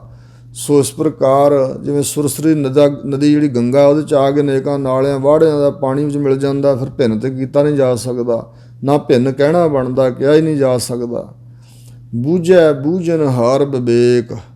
ਜਿਹੜਾ ਬੁੱਝਣ ਵਾਲਾ ਹੈ, ਸਮਝਣ ਵਾਲਾ ਹੈ, ਉਹ ਇਸ ਵਿਵੇਕ ਨੂੰ, ਵਿਵੇਕ ਨਾਮ ਵਿਚਾਰ ਦਾ, ਉਹ ਬੁੱਝ ਲੈਂਦਾ ਹੈ। ਨਾਰਾਇਣ ਮਿਲੇ ਨਾਨਕ ਏਕ।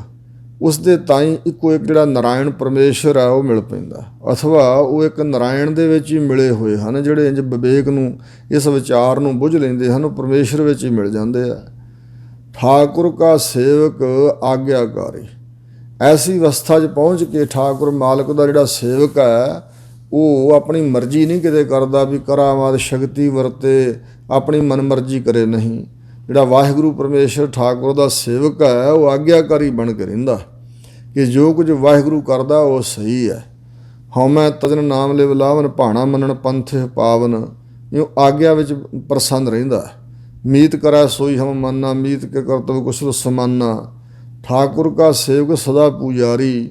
ਠਾਕੁਰ ਅਕਾਲ ਪੁਰਖ ਦਾ ਜੋ ਸੇਵਕ ਹੈ ਸਦਾ ਪਰਮੇਸ਼ਰ ਦਾ ਪੁਜਾਰੀ ਹੈ, ਭਾਵ ਵਾਹਿਗੁਰੂ ਦੇ ਚਰਨਾਂ ਨਾਲ ਜੁੜਿਆ ਰਹਿੰਦਾ। ਠਾਕੁਰ ਕੇ ਸੇਵਕ ਕੈ ਮਨ ਪ੍ਰਤੀਤ। ਜਿਹੜਾ ਠਾਕੁਰ ਅਕਾਲ ਪੁਰਖ ਪਰਮੇਸ਼ਰ ਦਾ ਸੇਵਕ ਹੈ ਉਹਦੇ ਮਨ ਅੰਦਰ ਦ੍ਰਿੜ ਪ੍ਰਤੀਤੀ ਹੁੰਦੀ ਹੈ ਵਾਹਿਗੁਰੂ ਦੀ, ਦ੍ਰਿੜ ਨਿਸ਼ਚਾ ਭਰੋਸਾ ਹੁੰਦਾ ਕਿ ਸਭ ਕੁਝ ਕਰਨ ਕਰਾਉਣ ਹਾਰ ਵਾਹਿਗੁਰੂ ਹੀ ਹੈ। ਜਿਵੇਂ ਕੂਕਰ ਦ੍ਰਿਸ਼ਟੀ ਹੁੰਦੀ ਹੈ ਵੀ ਕੁੱਤੇ ਨੂੰ ਕੋਈ ਸੋਟਾ ਮਾਰੇ ਤੇ ਉਹ ਸੋਟੇ ਨੂੰ ਪਕੜਨ ਲੱਗਦਾ, ਪਰ ਜਿਹੜੇ ਸ਼ੇਰ ਦ੍ਰਿਸ਼ਟੀ ਹੈ ਉਹ ਸ਼ੇਰ ਨੂੰ ਕੋਈ ਢੀਮ ਮਾਰੇ, ਸੋਟਾ ਮਾਰੇ, ਕੋਈ ਵਾਰ ਕਰੇ ਤੇ ਉਸ ਸੋਟੇ ਡੰਡੇ ਗੋਲੀ ਨੂੰ ਨਹੀਂ ਪਕੜਦਾ, ਜਿਹੜਾ ਚਲਾਉਣ ਵਾਲਾ ਉਧਰ ਨੂੰ ਦੌੜਦਾ ਸ਼ੇਰ। ਇਸ ਪ੍ਰਕਾਰ ਜੋ ਕੁਝ ਮਿਲਿਆ ਉਹ ਪਰਮਾਤਮਾ ਵੱਲੋਂ ਮਿਲਿਆ, ਦੁੱਖ ਸੁੱਖ ਜੋ ਕੁਝ ਵੀ ਹੈ ਇਸ ਪ੍ਰਕਾਰ ਦੀ ਉਹਦੇ ਮਨ ਅੰਦਰ ਨਿਸ਼ਚਾ ਹੁੰਦਾ। ਸੋ ਇਉਂ ਪ੍ਰਤੀਤ ਦ੍ਰਿੜ ਹੁੰਦੀ ਹੈ। ਠਾਕੁਰ ਕੇ ਸੇਵਕ ਕੀ ਨਿਰਮਲ ਰੀਤ। ਜਿਹੜਾ ਠਾਕੁਰ ਅਕਾਲ ਪੁਰਖ ਪਰਮਾਤਮਾ ਦਾ ਸੇਵਕ ਹੈ ਨਾ, ਜਿਵੇਂ ਵਚਨ ਹੈ ਭਗਤਾਂ ਦੀ ਚਾਲ ਨਿਰਾਲੀ। ਸੰਸਾਰ ਦੇ ਨਾਲੋਂ ਭਗਤਾਂ ਦੀ ਜਿਹੜੀ ਚਾਲ ਮਰਜ਼ਾਦਾ ਨਾ ਜੀਵਨ ਦੀ ਰਹਿਣੀ ਹੈ ਉਹ ਨਿਰਾਲੀ ਵੱਖਰੀ ਹੁੰਦੀ ਹੈ। ਭਗਤਾਂ ਤੈ ਸੰਸਾਰੀਆਂ ਜੋੜ ਕਦੇ ਨਾ ਆਇਆ, ਇਸ ਕਰਕੇ ਉਹ ਸੰਸਾਰ 'ਚ ਰਲਦੇ ਨਹੀਂ ਦਿਸਦੇ, ਵੱਖਰਾ ਨਿਯਮ ਹੈ ਉਹਨਾਂ ਦਾ। ਇਉਂ ਠਾਕੁਰ ਦੇ ਸੇਵਕ ਦੀ ਜਿਹੜੀ ਜੀਵਨ ਦੀ ਰੀਤ ਮਰਜ਼ਾਦਾ ਹੈ ਉਹ ਨਿਰਮਲ ਉਜਲ ਅਤੇ ਪਵਿੱਤਰ ਹੁੰਦੀ ਹੈ। ਸੰਸਾਰੀ ਜੀਆਂ ਦੀ ਰੀਤੀ ਜੀਵਨ ਦੀ ਨਿਰਮਲ ਨਹੀਂ ਹੈ, ਮੈਲ ਵਾਲੀ ਹੈ, ਪਰ ਉਹ ਭਗਤ ਦੀ ਜਿਹੜੀ ਰੀਤੀ ਹੈ ਨਾ, ਸੋ ਉਹ ਹਉ ਬਲਿਹਾਰੀ ਸਾਜਨਾ ਮੀਤਾ ਅਵਰੀਤਾਂ। ਜਿਨ੍ਹਾਂ ਦੀਆਂ ਹੋਰ ਹੀ ਮਿੱਤਰਾਂ ਦੀਆਂ ਰੀਤਾਂ ਹਨ ਉਹਨਾਂ ਤੋਂ ਬਲਿਹਾਰ ਜਾਂਦੇ ਆ। ਠਾਕੁਰ ਕੋ ਸੇਵਕ ਜਾਣੈ ਸੰਗ। ਜਿਹੜਾ ਵਾਹਿਗੁਰੂ ਦਾ ਸੇਵਕ ਹੈ ਉਹ ਠਾਕੁਰ ਅਕਾਲ ਪੁਰਖ ਪਰਮਾਤਮਾ ਨੂੰ ਦੂਰ ਨਹੀਂ ਜਾਣਦਾ। ਉਹ ਕਹਿੰਦਾ ਦੂਰ ਨਾਹੀਂ ਮੇਰੋ ਪ੍ਰਭ ਪਿਆਰੋ। ਉਹ ਕਹਿੰਦਾ ਜ਼ਾਹਰ ਜ਼ਹੂਰ ਹਾਜ਼ਰ ਹਜ਼ੂਰ ਹੈ ਪਰਮਾਤਮਾ। ਸੋ ਇਸ ਪਰ ਸਦਾ ਹਜ਼ੂਰ ਹਾਜ਼ਰ ਹੈ, ਨਾਜ਼ਰ ਕਤੇ ਨਾ ਭਇਓ ਦੂਰ ਆਈ। ਸੋ ਇਸ ਪ੍ਰਕਾਰ ਆਠ ਪਹਿਰ ਨਿਕਟ ਕਰ ਜਾਣੈ, ਪ੍ਰਭ ਕਾ ਕੀਆ ਮੀਠਾ ਮਨ। ਇਸ ਪ੍ਰਕਾਰ ਦੀ ਉਹਦੀ ਅਵਸਥਾ ਹੈ। ਉਹ ਆਪਣੇ ਸੰਗ ਸਾਥ ਹੀ ਜਾਣਦਾ ਵਾਹਿਗੁਰੂ ਨੂੰ ਵਸਦਾ ਹੋਇਆ। ਪ੍ਰਭ ਕਾ ਸੇਵਕ ਨਾਮ ਕਾ ਰੰਗ। ਪ੍ਰਭੂ ਦਾ ਸੇਵਕ ਉਹਨੂੰ ਹੀ ਮੰਨਿਆ ਜਾਂਦਾ ਹੈ ਜਿਸ ਦੇ ਅੰਦਰ ਇੱਕ ਪਰਮੇਸ਼ਰ ਦੇ ਨਾਮ ਦਾ ਰੰਗ ਹੈ। ਪ੍ਰਭੂ ਦੇ ਨਾਮ ਦੇ ਰੰਗ ਵਿੱਚ ਹੀ ਸੇਵਕ ਵਸਦਾ ਹੈ। ਰੰਗ ਪ੍ਰੇਮ ਦਾ ਨਾਮ ਹੈ, ਰੰਗ ਆਨੰਦ ਦਾ ਨਾਮ ਹੈ। ਨਾਮ ਦਾ ਹੀ ਉਹਨੂੰ ਰੰਗ ਹੈ, ਪ੍ਰੇਮ ਹੈ, ਨਾਮ ਦਾ ਹੀ ਆਨੰਦ ਹੈ। ਇਸ ਪ੍ਰਕਾਰ ਜਿਸ ਨੂੰ ਇੱਕੋ ਰੰਗ ਭਗਤ ਸੋ ਜਾਣਨੋ, ਭਗਤ ਉਹ ਹੀ ਜਾਣਿਆ ਜਾਏਗਾ ਜਿਹਨੂੰ ਇੱਕ ਹੀ ਰੰਗ ਹੈ ਵਾਹਿਗੁਰੂ ਜੀ ਦਾ। ਸੇਵਕ ਕੋ ਪ੍ਰਭ ਪਾਲਨ ਹਾਰਾ, ਪ੍ਰਭੂ ਅਕਾਲ ਪੁਰਖ ਆਪਣੇ ਸੇਵਕਾਂ ਦੀ ਪਰਵਰਿਸ਼ ਕਰਨ ਵਾਲਾ, ਭਾਵ ਉਹਨਾਂ ਦੇ ਅੰਦਰ ਜਿਹੜਾ ਬ੍ਰਹਮ ਗਿਆਨ ਹੈ ਉਹਦੀ ਪਰਵਰਿਸ਼ ਕਰਨ ਵਾਲਾ ਹੈ ਵਾਹਿਗੁਰੂ। ਉਂਝ ਤਾਂ ਸੰਸਾਰੀ ਜੀਆਂ ਸਾਰਿਆਂ ਨੂੰ ਪਾਲਣ ਵਾਲਾ ਵਾਹਿਗੁਰੂ ਹੀ ਹੈ, ਪਰ ਖਾਸ ਕਰਕੇ ਧਿਆਨ ਦੇ ਕੇ ਆਪਣੇ ਸੇਵਕਾਂ ਦੀ ਪਰਵਰਿਸ਼ ਪਾਲਣਾ ਕਰਨ ਵਾਲਾ ਵਾਹਿਗੁਰੂ ਹੈ, ਪ੍ਰਤਪਾਲਾ ਕਰਨ ਵਾਲਾ ਹੈ, ਉਹਨਾਂ ਦੇ ਅੰਦਰ ਦੇ ਗਿਆਨ ਨੂੰ ਪਾਲਣ ਵਾਲਾ ਹੈ, ਵਧਾਉਣ ਵਾਲਾ, ਬਖਸ਼ਿਸ਼ਾਂ ਕਰਨ ਵਾਲਾ, ਸਾਂਭਣ ਵਾਲਾ, ਰੱਖਿਆ ਕਰਨ ਵਾਲਾ ਹੈ। ਸੇਵਕ ਕੀ ਰਾਖੈ ਨਿਰੰਕਾਰਾ, ਆਪਣੇ ਸੇਵਕ ਦੀ ਜਿਹੜੀ ਪੈਜ ਪ੍ਰਤੱਗਿਆ ਹੈ, ਆਵਰੋ ਹੈ, ਉਹ ਹਮੇਸ਼ਾ ਰੱਖਦਾ ਹੈ, ਕਾਇਮ ਰੱਖਦਾ। ਨਿਰੰਕਾਰ ਜਿਹੜਾ ਮਾਇਕੀ ਕਾਰਾਂ ਤੋਂ ਰਹਿਤ ਹੈ ਵਾਹਿਗੁਰੂ, ਆਪਣੇ ਸੇਵਕ ਕੀ ਆਪੇ ਰਾਖੈ, ਆਪੇ ਨਾਮ ਜਪਾਵੈ, ਜਹ ਜਹ ਕਾਜ ਕਰਤ ਸੇਵਕੀ ਤਹਾਂ ਤਹਾਂ ਉਠਤਾਵੈ, ਸੇਵਕ ਕੋ ਨਿਕਟੀ ਹੋਏ ਦਿਖਾਵੈ। ਇਸ ਪ੍ਰਕਾਰ ਦਾ ਵਾਹਿਗੁਰੂ। ਸੋ ਸੇਵਕ ਜਿਸ ਦਇਆ ਪ੍ਰਭ ਧਾਰੈ, ਉਹੀ ਪਰਮੇਸ਼ਰ ਦਾ ਸੇਵਕ ਮੰਨਿਆ ਜਾਏਗਾ ਜਿਸ ਦੇ ਉੱਪਰ ਪਰਮਾਤਮਾ ਆਪ ਦਇਆ ਕਰਦਾ ਹੈ। ਜੇ ਵਾਹਿਗੁਰੂ ਦੀ ਦਇਆ ਨਹੀਂ ਹੈ ਤੇ ਕੋਈ ਸੰਤ ਨਹੀਂ, ਕੋਈ ਸੇਵਕ ਨਹੀਂ, ਕੋਈ ਭਗਤ ਨਹੀਂ ਹੈ। ਸੋਈ ਭਗਤ ਗਿਆਨੀ ਧਿਆਨੀ ਤਪਾ ਸੋਈ, ਨਾਨਕ ਜਾ ਕੋ ਕਿਰਪਾ ਕੀਜੈ। ਨਾਨਕ ਸੋ ਸੇਵਕ ਸਾਸ ਸਾਸ ਸਮਾਰੈ। ਹਜ਼ੂਰ ਗੁਰੂ ਅਰਜਨ ਦੇਵ ਜੀ ਫਰਮਾਉਂਦੇ ਨੇ ਕਿ ਐਸਾ ਜੋ ਸੇਵਕ ਹੈ ਨਾ ਪਰਮੇਸ਼ਰ ਦਾ, ਜਿਹਦੇ ਤੇ ਦਇਆ ਕੀਤੀ ਹੋਈ ਹੈ, ਉਹਦੀ ਅਵਸਥਾ ਇਹ ਹੈ, ਨਿਸ਼ਾਨੀ ਲੱਛਣ ਇਹ ਹਨ ਕਿ ਸਾਹ ਸਾਹ ਨਾਲ ਪਰਮੇਸ਼ਰ ਨੂੰ ਚੇਤੇ ਕਰਦਾ, ਦਮ ਦਮ ਸਦਾ ਸੰਭਾਲਦਾ, ਦਮ ਨਾ ਬਿਰਥਾ ਜਾਏ। ਆਪਣੇ ਜਨ ਕਾ ਪਰਦਾ ਢਾਕੈ, ਆਪਣੇ ਸੇਵਕ ਦਾ ਹਮੇਸ਼ਾ ਅਕਾਲ ਪੁਰਖ ਪਰਮਾਤਮਾ ਪਰਦਾ ਢੱਕਦਾ ਹੈ, ਇੱਜ਼ਤ ਬਣਾ ਕੇ ਰੱਖਦਾ ਹੈ। ਸੋ ਇਸ ਪ੍ਰਕਾਰ ਉਹਦੀ ਰੱਖਿਆ ਕਰਦਾ ਪਰਮੇਸ਼ਰ। ਆਪਣੇ ਸੇਵਕ ਦੀ ਸਰਪਰ ਰੱਖੈ, ਆਪਣੇ ਸੇਵਕ ਦੀ ਸਰਪਰ ਜ਼ਰੂਰ ਬਰ ਜ਼ਰੂਰ ਰੱਖਿਆ ਕਰਦਾ, ਉਹਦੀ ਇੱਜ਼ਤ ਨੂੰ ਕਾਇਮ ਰੱਖਦਾ ਹੈ। ਭਗਤਾਂ ਦੀ ਸਦਾ ਤੂੰ ਰੱਖਦਾ, ਹਰ ਜੀਉ ਧੁਰ ਤੂੰ ਰੱਖਦਾ ਆਇਆ। ਪ੍ਰਹਿਲਾਦ ਜਨ ਤੁਧ ਰਾਖ ਲੈ, ਹਰ ਜੀਉ ਹਰਨਾਕਸ਼ ਮਾਰ ਪਚਾਇਆ। ਗੁਰਮੁਖਾਂ ਨੂੰ ਪ੍ਰਤੀਤ ਹੈ, ਹਰ ਜੀਉ ਮਨਮੁਖ ਭਰਮ ਭੁਲਾਇਆ। ਇਸ ਪ੍ਰਕਾਰ ਆਪ ਰੱਖਦਾ ਆਪਣੇ ਸੇਵਕੀ, ਆਪ ਪੱਤ ਰੱਖ, ਪੱਤ ਇੱਜ਼ਤ ਨੂੰ ਆਪ ਕਾਇਮ ਰੱਖਦਾ ਪਰਮੇਸ਼ਰ, ਤਾਂ ਕਿ ਗਤ ਵਿੱਚ ਕੋਈ ਨਾ ਲੱਖ ਹੈ। ਅਤੇ ਜਿਸ ਦੀ ਪੱਤ ਪਰਮੇਸ਼ਰ ਰੱਖਦਾ ਪ੍ਰਤਿਸ਼ਠਾ, ਉਸ ਦੀ ਗਤ ਜਿਹੜੀ ਅੰਦਰ ਦੀ ਅਵਸਥਾ ਹੈ ਅਤੇ ਮਿੱਤ ਕਿੱਡਾ ਕੁ ਵੱਡਾ, ਅਤੇ ਇਸ ਪ੍ਰਕਾਰ ਉਹਦੀ ਮਿਣਤੀ ਕਿੱਡੀ ਕੁ ਵੱਡੀ ਕੋਈ ਨਹੀਂ ਲੱਖ ਸਕਦਾ, ਜਾਣ ਸਕਦਾ। ਪਰਮੇਸ਼ਰ ਅਕਾਲ ਪੁਰਖ ਦੀ ਗਤਮਿਤ ਵੀ ਕੋਈ ਨਹੀਂ ਜਾਣਦਾ, ਅਤੇ ਜਿਹਦੀ ਪੱਤ ਪਰਮੇਸ਼ਰ ਰੱਖਦਾ, ਜਿਹਨੂੰ ਅਪਣਾ ਲੈਂਦਾ, ਆਪਣਾ ਬਣਾ ਲੈਂਦਾ, ਉਹਦੀ ਵੀ ਗਤਮਿਤ ਕੋਈ ਨਹੀਂ ਜਾਣ ਸਕਦਾ।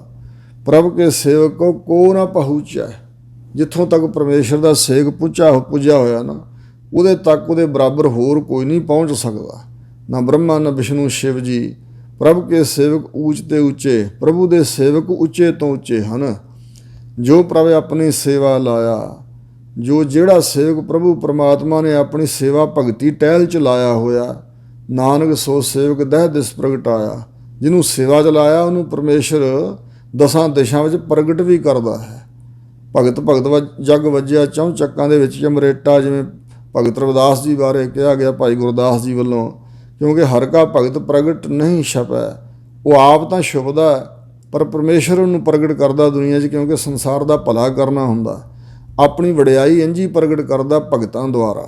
ਭਗਤਾਂ ਦੀ ਮਹਾਨਤਾ, ਉਹਨਾਂ ਦੀ ਕਮਾਈ ਦੀ ਬਰਕਤ, ਜਿਹੜੀਆਂ ਬਖਸ਼ਿਸ਼ਾਂ ਉਹਨਾਂ ਦੇ ਪਾਸ ਨੇ, ਉਹਨਾਂ ਦੁਆਰਾ ਇਹ ਪਰਮੇਸ਼ਰ ਜਾਣਿਆ ਜਾਂਦਾ ਵੀ ਵੇਖੋ ਇਹ ਰੱਬ ਦਾ ਭਗਤ ਹੈ, ਇਹ ਸਿਮਰਨ ਕਰਦਾ, ਅਤੇ ਵੇਖੋ ਕਿੰਨੀ ਤਾਕਤ ਹੈ ਇਹਦੇ ਕੋਲ। ਸੋ ਇਸ ਪ੍ਰਕਾਰ ਉਹ ਵਾਹਿਗੁਰੂ ਪ੍ਰਗਟ ਕਰਦਾ ਉਹਨਾਂ ਦੇ ਪ੍ਰਤਾਪ ਨੂੰ। ਦਸਾਂ ਦਿਸ਼ਾ 'ਚ ਹੀ ਉਸ ਸੇਵਕ ਨੂੰ ਪ੍ਰਗਟਾ ਦਿੰਦਾ ਪਰਮਾਤਮਾ, ਜਿੰਨੇ ਵੀ ਭਗਤ ਹੋਏ ਹੈ। ਸੋ ਰਾਜੇ ਮਹਾਰਾਜੇ ਤਾਂ ਮਾਇਆ ਧਾਰੀ ਹੋਣ ਕਰਕੇ ਤੇਜ ਪ੍ਰਤਾਪ ਉਹਨਾਂ ਦਾ ਪ੍ਰਗਟ ਦਿਖਾਈ ਦਿੰਦਾ ਲੋਕਾਂ ਨੂੰ, ਮਾਇਆ ਦੇ ਪੁਜਾਰੀਆਂ ਨੂੰ। ਪਰ ਜਿਹੜੇ ਗਰੀਬ ਲੋਕਾਂ ਦੇ ਘਰ 'ਚ ਵੀ ਪੈਦਾ ਹੋਏ ਸਿਮਰਨ ਭਜਨ ਵਾਲੇ, ਉਹਨਾਂ ਦਾ ਨਾਮ ਰੌਸ਼ਨ ਦੁਨੀਆ 'ਤੇ ਉਸ ਨਾਮ ਦੇ ਪ੍ਰਤਾਪ ਕਰਕੇ ਹੀ ਹੈ। ਜਿਵੇਂ ਦਸਮ ਪਾਤਸ਼ਾਹ ਨੂੰ ਪੁੱਛਿਆ ਸਿੱਖਾਂ ਨੇ, ਮਹਾਰਾਜ ਨਾਮ ਦੀ ਮਹਾਨਤਾ ਬਾਰੇ ਕੋਈ ਵਚਨ ਸੁਣਾਓ, ਤਾਂ ਹਜ਼ੂਰ ਕਹਿੰਦੇ ਸੁਣਾਵਾਂਗੇ। ਇੱਕ ਦਿਨ ਫਿਰ ਦੀਵਾਨ ਲੱਗਾ ਹੋਇਆ ਤਾਂ ਹਜ਼ੂਰ ਨੇ ਵਾਰੀ ਸਿੰਘਾਂ ਨੂੰ ਪੁੱਛਿਆ ਕਿ ਦੱਸੋ ਕਬੀਰ ਜੀ ਵੇਲੇ ਬਾਦਸ਼ਾਹ ਕਿਹੜਾ ਹੋਇਆ। ਕੋਈ ਕਿਸੇ ਦਾ ਨਾਮ ਲੈਂਦਾ ਸੀ, ਕੋਈ ਕਿਸੇ ਦਾ ਨਾਮ ਲੈਂਦਾ ਸੀ, ਨਿਰਣਾਇਕ ਤੌਰ 'ਤੇ ਨਾ ਦੱਸ ਸਕਿਆ ਕੋਈ ਵੀ। ਅਤੇ ਮਹਾਰਾਜ ਸਾਹਿਬ ਕਹਿੰਦੇ ਭਗਤ ਜੀ ਕੌਣ ਸੀ ਕਬੀਰ ਜੀ? ਕਹਿੰਦੇ ਜੀ ਜੁਲਾਹੇ ਸਨ, ਤੇ ਉਹਨਾਂ ਦੀ ਘਰ ਵਾਲੀ ਲੋਈ, ਪੁੱਤ ਕਮਾਲਾ, ਧੀ ਕਮਾਲੀ। ਤਾਂ ਮਹਾਰਾਜ ਕਹਿੰਦੇ ਉਹਨਾਂ ਨੂੰ ਤੁਸੀਂ ਕਿਉਂ ਜਾਣਦੇ ਹੋ? ਕਿਵੇਂ? ਕਹਿੰਦੇ ਜੀ ਉਹਨਾਂ ਦੀ ਬਾਣੀ ਹੈ ਗੁਰੂ ਗ੍ਰੰਥ ਸਾਹਿਬ ਵਿੱਚ। ਤੇ ਮਹਾਰਾਜ ਕਹਿੰਦੇ ਕਿਉਂ ਬਾਣੀ ਲਿਖਵਾਈ ਹਜ਼ੂਰ ਨੇ?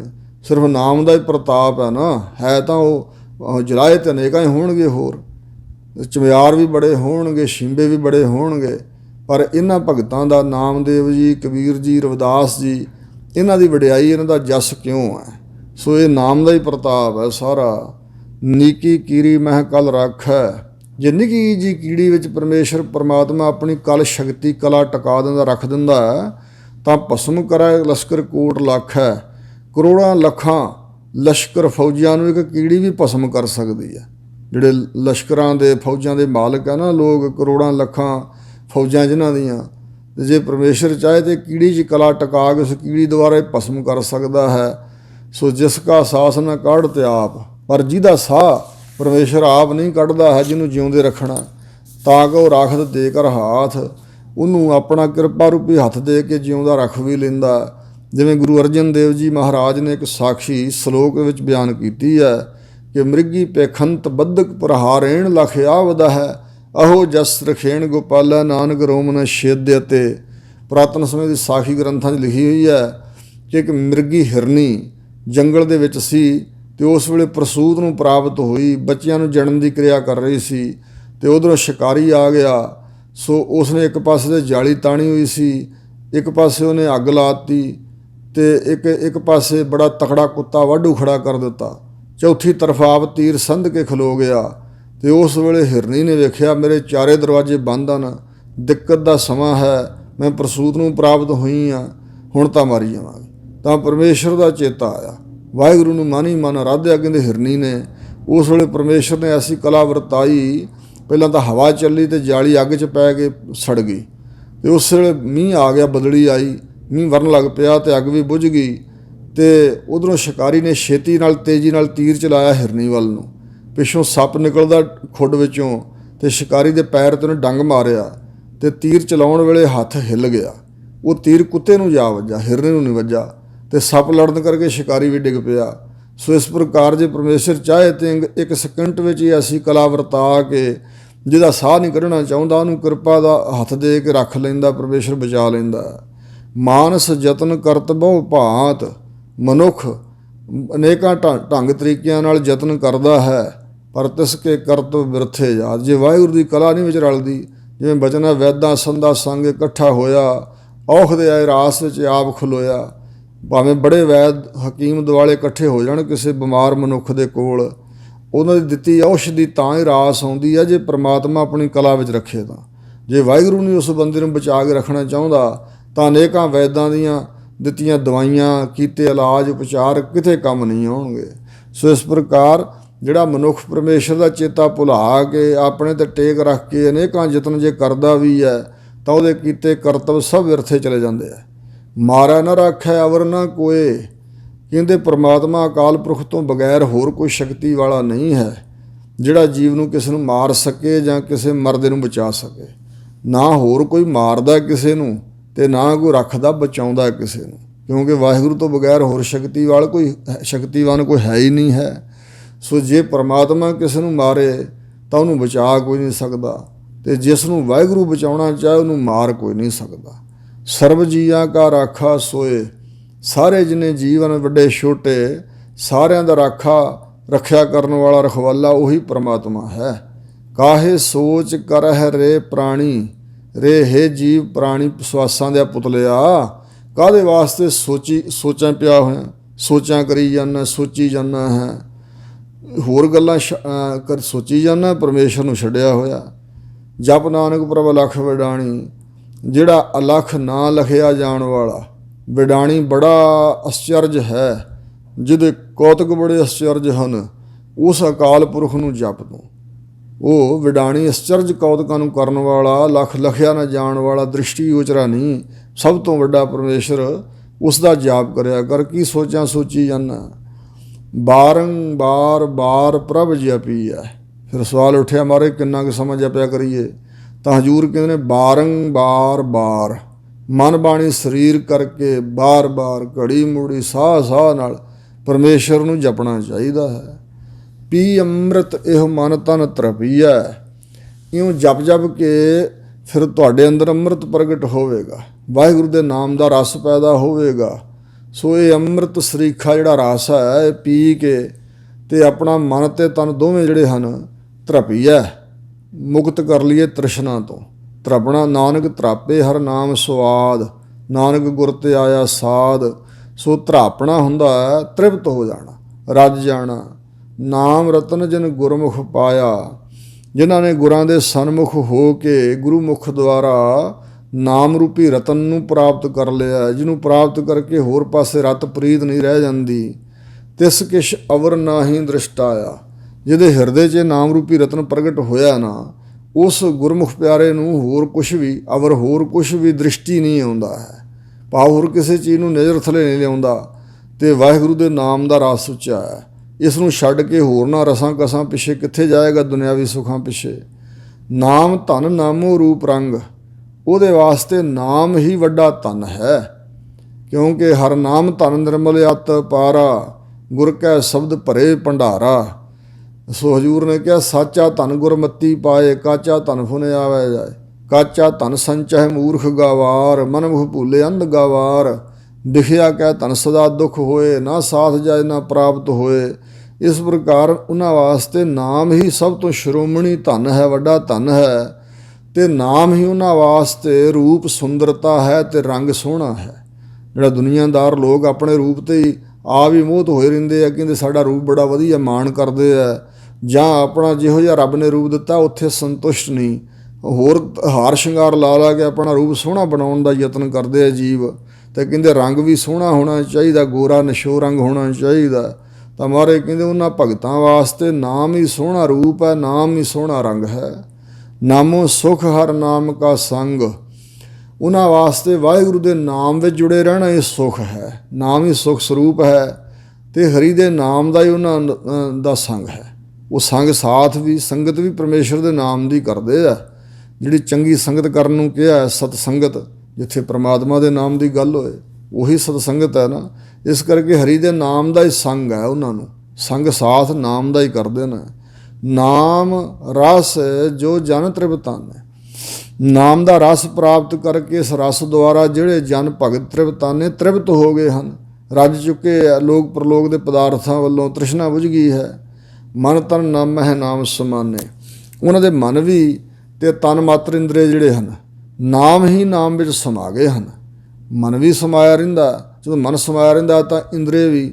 ਸੋ ਇਸ ਪ੍ਰਕਾਰ ਜਿਵੇਂ ਸੰਤ ਗੁਰਬਚਨ ਸਿੰਘ ਖਾਲਸਾ ਜੀ ਸੰਤ ਕਰਤਾਰ ਸਿੰਘ ਖਾਲਸਾ ਜੀ ਕਹਿਣ ਲੱਗੇ, ਭਾਈ ਕਰਤਾਰ ਸਿੰਘਾ ਤੇਰੇ ਗਾਤਰੇ ਤੋਂ ਸਾਨੂੰ ਗੁਰੂ ਕੀ ਬਾਣੀ ਨਜ਼ਰੀ ਆ ਰਹੀ ਹੈ, ਤਾਂ ਕਹਿੰਦੇ ਸੁਣਾਈਏ, ਕਹਿੰਦੇ ਸੁਣਾਓ ਜੀ। ਤਾਂ ਫਿਰ ਉਹਨਾਂ ਨੇ ਅੱਲਾਹ ਅਗਮ ਖੁਦਾਈ ਬੰਦੇ, ਛੋੜ ਖਿਆਲ ਦੁਨੀਆ ਕੇ ਧੰਦੇ, ਹੋਏ ਪੈ ਖਾਕ ਫਕੀਰ ਮੁਸਾਫਰ, ਇਹ ਦਰਵੇਸ਼ ਕਬੂਲ ਦਰਾ। ਇਹ ਸਾਰਾ ਸ਼ਬਦ ਜਿਹੜਾ ਸੀ ਮਾਰੂ ਸੋਲ੍ਹੇ ਇਹ ਪੜ੍ਹ ਕੇ ਸੁਣਾਇਆ। ਤਾਂ ਕਹਿਣ ਲੱਗੇ ਜੀ ਮੇਰੇ ਤੇ ਵੀ ਬਖਸ਼ਿਸ਼ ਕਰੋ। ਹੱਸ ਕੇ ਕਹਿਣ ਲੱਗੇ ਕਰਤਾਰ ਸਿੰਘਾ ਤੈਨੂੰ ਤਾਂ ਗੁਰੂ ਮਹਾਰਾਜ ਨੇ ਆਪ ਹੀ ਕਰਤਾਰ ਰੂਪ ਬਣਾ ਦਿੱਤਾ, ਹੁਣ ਤੂੰ ਕਰਤਾਰ ਰੂਪ ਹੀ ਬਣ ਗਿਆ। ਸੋ ਇਸ ਪ੍ਰਕਾਰ ਵਾਹਿਗੁਰੂ ਦੇ ਪਿਆਰੇ ਜਿਹੜੇ ਹਨ ਇਉਂ ਪਰਮੇਸ਼ਰ ਦੇ ਨਾਮ ਵਿੱਚ ਹੀ ਸਮਾਏ ਰਹਿੰਦੇ ਹਨ। ਊਠਤ ਬੈਠ ਸੋਵਤ ਨਾਮ, ਉੱਠਦਿਆਂ ਬਹਿੰਦਿਆਂ ਤੇ ਸੌਂਦਿਆਂ ਉਹਨਾਂ ਦਾ ਆਧਾਰ ਜਿਹੜਾ ਪਰਮੇਸ਼ਰ ਦਾ ਨਾਮ ਹੀ ਹੈ। ਉੱਠਦੇ ਵਾਹ ਵਾਹ ਉਚਰੇ, ਸੌਂਦੇ ਵੀ ਵਾਹ ਕਰੇਨ, ਨਾਨਕ ਤਿਨ ਮੁਖ ਉਜਲੇ ਜੇ ਨਿਤ ਉੱਠ ਸੰਭਾਲੇਨ। ਊਠਤ ਬੈਠ ਸੋ ਧਿਆਈ ਹੈ, ਮਾਰਗ ਚਲਤ ਹਰੇ ਹਰ ਗਾਈ ਹੈ। ਇਹੋ ਜਿਹੀ ਅਵਸਥਾ ਹੀ ਉਹਨਾਂ ਦੀ ਬਣ ਚੁੱਕੀ ਹੈ। ਇਹ ਸੱਚਖੰਡ ਵਾਸੀ ਬਾਬਾ ਠਾਕੁਰ ਸਿੰਘ ਜੀ ਮਹਾਂਪੁਰਸ਼ਾਂ ਦੀ ਅਵਸਥਾ ਆਪ ਅੱਖਾਂ ਨਾਲ ਵੇਖੀ ਹੈ। ਹਰ ਦਮ ਹਰ ਸਮੇਂ ਵਾਹਿਗੁਰੂ ਜੀ ਦੇ ਨਾਮ ਨਾਲ ਹੀ ਜੁੜੇ ਰਹਿੰਦੇ ਸਨ। ਅਤੇ ਇੱਕ ਵਾਰੀ ਮੈਂ ਪਹੁੰਚਿਆ ਤਾਂ ਵੇਖ ਕੇ ਕਹਿਣ ਲੱਗੇ ਵੀ ਮਹਾਰਾਜ ਦੀ ਬਾਣੀ ਤੋਂ ਬਗੈਰ ਹੋਰ ਗੱਲਾਂ ਸੁਣਨ ਨੂੰ ਕਰਨ ਨੂੰ ਚੇਤ ਹੀ ਨਹੀਂ ਕਰਦਾ। ਮਹਾਰਾਜ ਸਾਹਿਬ ਨੇ ਮੇਰਾ ਮਨ ਹੀ ਇਹੋ ਜਿਹਾ ਬਣਾ ਦਿੱਤਾ ਹੈ। ਸੋ ਇਸ ਪ੍ਰਕਾਰ ਕਹੋ ਨਾਨਕ ਜਨ ਕੈ ਸਦ ਕਾਮ। ਸ਼੍ਰੀ ਗੁਰੂ ਅਰਜਨ ਦੇਵ ਮਹਾਰਾਜ ਕਹਿੰਦੇ ਭਾਈ ਜਿਹੜੇ ਉਹ ਜਨ ਹਨ ਨਾ ਵਾਹਿਗੁਰੂ ਦੇ, ਉਹਨਾਂ ਜਨਾਂ ਦਾ ਸਦਾ ਵਾਸਤੇ ਕੰਮ ਹੀ ਇਹ ਰਹਿ ਜਾਂਦਾ। ਹੋਰ ਦੁਨੀਆ ਦੇ ਧੰਦੇ ਮਨ ਤੇ ਬਿਸਰਿਓ ਸਗਲੋ ਧੰਦਾ ਗੁਰ ਕੀ ਚਰਣੀ ਲਾਏ। ਇਸ ਪ੍ਰਕਾਰ ਵਾਹਿਗੁਰੂ ਨੇ ਸਾਰਾ ਧੰਦਾ ਜੰਜਾਲ ਜਿਹੜੀ ਫਸੌਤੀ ਪਕੜ ਹੈ, ਧਿਆਨ ਹੈ ਸੰਸਾਰ ਦੇ ਕੰਮਾਂ ਵੱਲ, ਸੰਸਾਰੀ ਬਿਰਤੀ ਰਹਿਣ ਨਹੀਂ ਦਿੱਤੀ। ਸੋ ਉਹਨਾਂ ਦਾ ਕੰਮ ਹੀ ਇਹ ਹੈ, ਹਰ ਨਾਮ ਹੈ ਕਿ ਹਮਕੋ ਸਤਿਗੁਰ ਕਾਰ ਕੁੰਨੀ ਦੀ। ਇਸ ਪ੍ਰਕਾਰ ਵਣਜ ਵਪਾਰ ਕੰਮ ਇਹੋ ਹੀ ਆ ਉਹਨਾਂ ਦਾ, ਵਰਤਣ ਜਾ ਕੇ ਕੇਵਲ ਨਾਮ। ਬੋਲੋ ਜਸ ਜਿਹਬਾ ਦਿਨ ਰਾਤ। ਹੁਣ ਹਜ਼ੂਰ ਸੱਚੇ ਪਾਤਸ਼ਾਹ ਸਾਨੂੰ ਸੰਬੋਧਨ ਕਰ ਰਹੇ ਨੇ ਕਿ ਭਾਈ ਸੰਸਾਰ ਦੇ ਜੀਓ, ਪਰਮਾਤਮਾ ਦਾ ਜਿਹੜਾ ਜਸ ਹੈ ਇਹ ਜਿਹਬਾ ਜ਼ਬਾਨ ਦੇ ਨਾਲ ਬੋਲੋ। ਕਿੰਨਾ ਕੁ ਸਮਾਂ ਜੀ? ਤਾਂ ਹਜ਼ੂਰ ਕਹਿੰਦੇ ਦਿਨ ਰਾਤ। ਦਿਨੇ ਵੀ ਬੋਲੋ, ਰਾਤ ਨੂੰ ਵੀ ਬੋਲੋ। ਦਿਨੇ ਰਾਤ ਪਰਮੇਸ਼ਰ ਦਾ ਜਸ ਆਪਣੀ ਜੀਭ ਦੇ ਨਾਲ ਬੋਲਦੇ ਰਹੋ।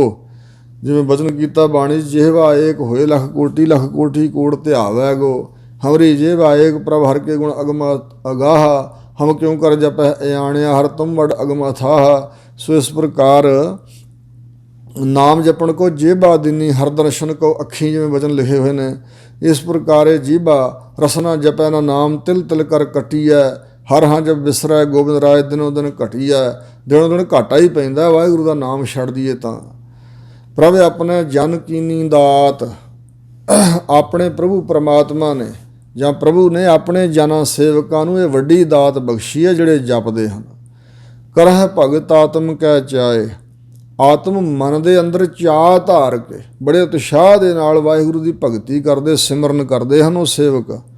ਪ੍ਰਭ ਆਪਣੇ ਸਿਉ ਰਹਿ ਹੈ ਸਮਾਏ। ਅਤੇ ਉਹ ਹਮੇਸ਼ਾ ਆਪਣੇ ਪ੍ਰਭੂ ਅਕਾਲ ਪੁਰਖ ਦੇ ਵਿੱਚ ਹੀ ਸਮਾਏ ਰਹਿੰਦੇ, ਲੀਨ ਹੋਏ ਰਹਿੰਦੇ ਹਨ। ਜੋ ਹੋਵਾ ਹੋਵਤ ਸੋ ਜਾਣੈ। ਜਿਹੜਾ ਵਾਹਿਗੁਰੂ ਦਾ ਸੇਵਕ ਹੈ ਨਾ, ਜੋ ਕੁਝ ਪਰਮਾਤਮਾ ਵੱਲੋਂ ਹੋਇਆ ਹੈ ਇੰਜ ਹੋਣਾ ਹੀ ਸੀ, ਇੰਜ ਜਾਣਦਾ ਕਿ ਇੰਜ ਹੀ ਹੋ ਕੇ ਰਹਿਣਾ ਸੀ। ਇਹ ਵਾਹਿਗੁਰੂ ਦੀ ਰਜ਼ਾ ਹੈ। ਜੋ ਹੋ ਗਿਆ ਪਿੱਛੇ ਉਹ ਵਾਹਿਗੁਰੂ ਦੇ ਹੁਕਮ 'ਚ ਹੈ। ਜੋ ਹੁਣ ਹੋ ਰਿਹਾ ਹੁਕਮ 'ਚ ਹੈ, ਜੋ ਅੱਗੇ ਨੂੰ ਹੋਵਤ ਹੋਵੇਗਾ ਸੋ ਉਹ ਵੀ ਠੀਕ ਹੀ ਹੋਵੇਗਾ। ਇਸ ਪ੍ਰਕਾਰ ਦਾ ਉਹ ਜਾਣਦਾ ਗੁਰਮੁਖ ਪਿਆਰਾ। ਪ੍ਰਭ ਆਪਣੇ ਕਾ ਹੁਕਮ ਪਛਾਨੈ। ਆਪਣੇ ਪ੍ਰਭੂ ਅਕਾਲ ਪੁਰਖ ਦਾ ਹੁਕਮ ਪਛਾਣਦਾ ਉਹ, ਕਿ ਹੁਕਮ ਤੋਂ ਤਾਂ ਬਾਹਰ ਪੱਤਾ ਵੀ ਨਹੀਂ ਹਿਲਦਾ। ਐਸੀ ਉਹਨਾਂ ਦੀ ਭਾਵਨਾ ਅਤੇ ਐਸਾ ਗਿਆਨ ਉਹਨਾਂ ਦੇ ਅੰਦਰ ਕਿ ਪ੍ਰਭੂ ਆਪਣੇ ਅਕਾਲ ਪੁਰਖ ਦਾ ਹੁਕਮ ਹੀ ਸਾਰੇ ਵਰਤ ਰਿਹਾ, ਇੰਝ ਉਹ ਪਛਾਣਦਾ। ਤਿਸ ਕੀ ਮਹਿਮਾ ਕੌਣ ਬਖਾਨੋ। ਜਿਹੜਾ ਇੰਝ ਹੁਕਮ ਨੂੰ ਪਛਾਣ ਲੈਂਦਾ, ਉਸ ਗੁਰਮੁਖ ਦੀ ਜੋ ਮਹਿਮਾ ਹੈ ਕੌਣ ਕਥਨ ਕਰੀਏ। ਕੌਣ ਹੈ ਜਿਹੜਾ ਕਥਨ ਕਰ ਸਕੇ। ਭਾਵ ਕਿੰਨੀ ਕੁ ਉਹਨਾਂ ਦੀ ਮਹਿਮਾ ਬਖਾਨੀ ਹੈ, ਕਥਨ ਕਰੀਏ। ਤਿਸ ਕਾ ਗੁਣ ਕਹਿ ਏਕ ਨ ਜਾਨੋ। ਐਸਾ ਜੋ ਗੁਰਮੁਖ ਹੈ ਨਾ, ਵਾਹਿਗੁਰੂ ਦੇ ਹੁਕਮ ਦੀ ਪਛਾਣ ਕਰਨ ਵਾਲਾ ਅਤੇ ਰਜਾ 'ਚ ਪ੍ਰਸੰਨ ਰਹਿਣ ਵਾਲਾ ਅਤੇ ਵਾਹਿਗੁਰੂ ਵਿੱਚ ਸਮਾਇਆ ਰਹਿਣ ਵਾਲਾ, ਉਹਦਾ ਭਾਈ ਇੱਕ ਵੀ ਗੁਣ ਕੀ ਕਹਿ ਕੇ ਅਸੀਂ ਬਿਆਨ ਕਰੀਏ, ਅਸੀਂ ਜਾਣਦੇ ਹੀ ਨਹੀਂ। ਉਹਦਾ ਤੇ ਇੱਕ ਵੀ ਗੁਣ ਉਪਕਾਰ ਅਸੀਂ ਕਹਿ ਨਹੀਂ ਸਕਦੇ, ਜਾਣ ਨਹੀਂ ਸਕਦੇ। ਆਠ ਪਹਿਰ ਪ੍ਰਭ ਬਸੈ ਹਜੂਰੇ। ਉਹ ਜਿਹੜੇ ਵਾਹਿਗੁਰੂ ਦੇ ਪਿਆਰੇ ਨੇ ਨਾ, ਅੱਠੇ ਪਹਿਰ ਵਾਹਿਗੁਰੂ ਦੀ ਹਜ਼ੂਰੀ ਵਿੱਚ ਹੀ ਵਸਦੇ ਨੇ। ਭਾਈ ਸਾਹਿਬ ਡਾਕਟਰ ਵੀਰ ਸਿੰਘ ਜੀ ਨੇ ਇੱਕ ਬਚਨ ਲਿਖਿਆ ਕਿ ਨਾਮ ਸਿਮਰਨ ਕਰਨ ਵਾਲੇ ਵਾਸਤੇ, ਜਾਪਕ ਪੁਰਖ ਵਾਸਤੇ, ਕਿ ਨਾਮ ਨੂੰ ਛੇਤੀ ਫਲ ਲੱਗੇ ਜਾਂ ਰਸ ਬਣੇ, ਉਹਦੇ ਵਾਸਤੇ ਪਹਿਲਾ ਗੁਣ ਇਹ ਜ਼ਰੂਰੀ ਹੈ, ਅੰਦਰ ਹੈ ਦਾ ਭਾਵ। ਜਿਵੇਂ ਅਸਤ, ਅਸਤੀ, ਭ੍ਰਾਂਤੀ, ਪ੍ਰਿਅਤ ਰੂਪ। ਸੋ ਇਸ ਪ੍ਰਕਾਰ ਸਤ ਚੇਤਨ ਆਨੰਦ ਸਰੂਪ ਹੈ ਵਾਹਿਗੁਰੂ। ਸਤ ਦਾ ਮਤਲਬ ਹੈ ਨਿਸ਼ਚੈ ਕਰਕੇ ਹੈਗਾ। ਸਤ ਹੈ, ਇਹ ਹੈ ਦਾ ਭਾਵ ਰੱਖਣਾ ਕਿ ਵਾਹਿਗੁਰੂ ਹੈ। ਅਤੇ ਦੂਸਰਾ ਕਹਿੰਦੇ ਗੁਣ ਹੈ ਹਜ਼ੂਰੀ ਦਾ ਜਾਪ। ਹਜ਼ੂਰੀ ਦਾ ਮਤਲਬ ਇਹ ਨਹੀਂ ਕਿ ਗੁਰਦੁਆਰਾ ਸਾਹਿਬ ਜਾ ਕੇ ਹੀ ਜਾਪ ਕਰੀਏ ਅਤੇ ਉਹੀ ਫਲ ਹੈ। ਨਹੀਂ, ਜਿੱਥੇ ਕਿਤੇ ਵੀ ਤੁਸੀਂ ਹੈ ਹੋ ਉੱਥੇ ਹੀ ਵਾਹਿਗੁਰੂ ਨੂੰ ਹੈ ਸਮਝੋ, ਹਾਜ਼ਰ ਸਮਝੋ ਕਿ ਮੈਂ ਵਾਹਿਗੁਰੂ ਦੀ ਹਜ਼ੂਰੀ ਵਿੱਚ ਹੀ ਹਾਂ। ਪਰਮਾਤਮਾ ਦੀ ਹਜ਼ੂਰੀ ਤੋਂ ਬਾਹਰ ਤਾਂ ਜਾ ਨਹੀਂ ਸਕਦਾ। ਜਿਵੇਂ ਸਤਿਗੁਰੂ ਨਾਨਕ ਦੇਵ ਮਹਾਰਾਜ ਜੀ ਗਏ ਸੀ ਜਦੋਂ ਮੱਕੇ ਸ਼ਰੀਫ, ਅਤੇ ਜਦੋਂ ਚਰਨਾਂ ਦੇ ਦੁਆਲੇ ਮੱਕੇ ਦੀ ਪਰਿਕਰਮਾ ਕੀਤੀ ਹੈ ਨਾ ਕਾਬੇ ਨੇ, ਅਤੇ ਉਸ ਵੇਲੇ ਰੁਕਨਦੀਨ ਜਿਹੜਾ ਕਾਜੀ ਸੀ, ਰੁਕਨੁਦੀਨ ਉਹਦਾ ਨਾਮ ਸੀ, ਉਹਨੇ ਜਿਹੜੇ ਪ੍ਰਸ਼ਨ ਕੀਤੇ 360 ਦੇ ਕਰੀਬ ਉਹਨੇ ਪ੍ਰਸ਼ਨ ਪੁੱਛੇ ਸੀ, ਅਤੇ ਉਹ ਕਿਤਾਬ 'ਚ ਲਿਖੇ ਹੋਏ ਨੇ। ਅਤੇ ਜਿਹੜੀ ਤਾਜੁਦੀਨ ਦੀ ਡਾਇਰੀ ਹੈ ਉਸ ਕਿਤਾਬ 'ਚ ਤਵਾਰੀਖ ਅਰਬ ਦੇ ਵਿੱਚ ਵੀ ਉਹ ਬਚਨ ਲਿਖੇ ਹੋਏ ਬੰਦੇ ਹਾਜ਼ਰ ਸੀ ਉਸ ਵੇਲੇ। ਸੋ ਇਸ ਪ੍ਰਕਾਰ ਇੱਕ ਪ੍ਰਸ਼ਨ ਨੇ ਪੁੱਛਿਆ ਸੀ ਕਿ ਅਸੀਂ ਮੁਸਲਮਾਨ ਦਾੜੀ ਕਾਟਵੀਂ ਰੱਖਦੇ ਹਾਂ, ਕੱਟ ਲੈਂਦੇ ਹਾਂ, ਪਰ ਤੁਸੀਂ ਸਾਬਤ ਸੂਰਤ ਰੱਖੀ ਹੋਈ ਕਿਉਂ?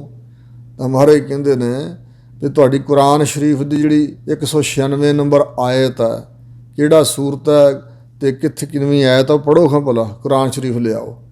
ਉਹਦੇ 'ਚ ਲਿਖਿਆ ਹੋਇਆ ਪੈਗੰਬਰ ਮੁਹੰਮਦ ਸਾਹਿਬ ਨੇ ਵੀ ਜਿਹਨੇ ਖੁਦਾ ਦੇ ਰਸਤੇ 'ਤੇ ਚੱਲਣਾ ਹੈ ਉਹ ਉਸ ਤਰ੍ਹਾਂ ਕੈਂਚੀਆਂ ਪੱਛੀਆਂ ਸੁੱਟ ਦੇਵੇ, ਸਾਬਤ ਸੂਰਤ ਰਹੇ।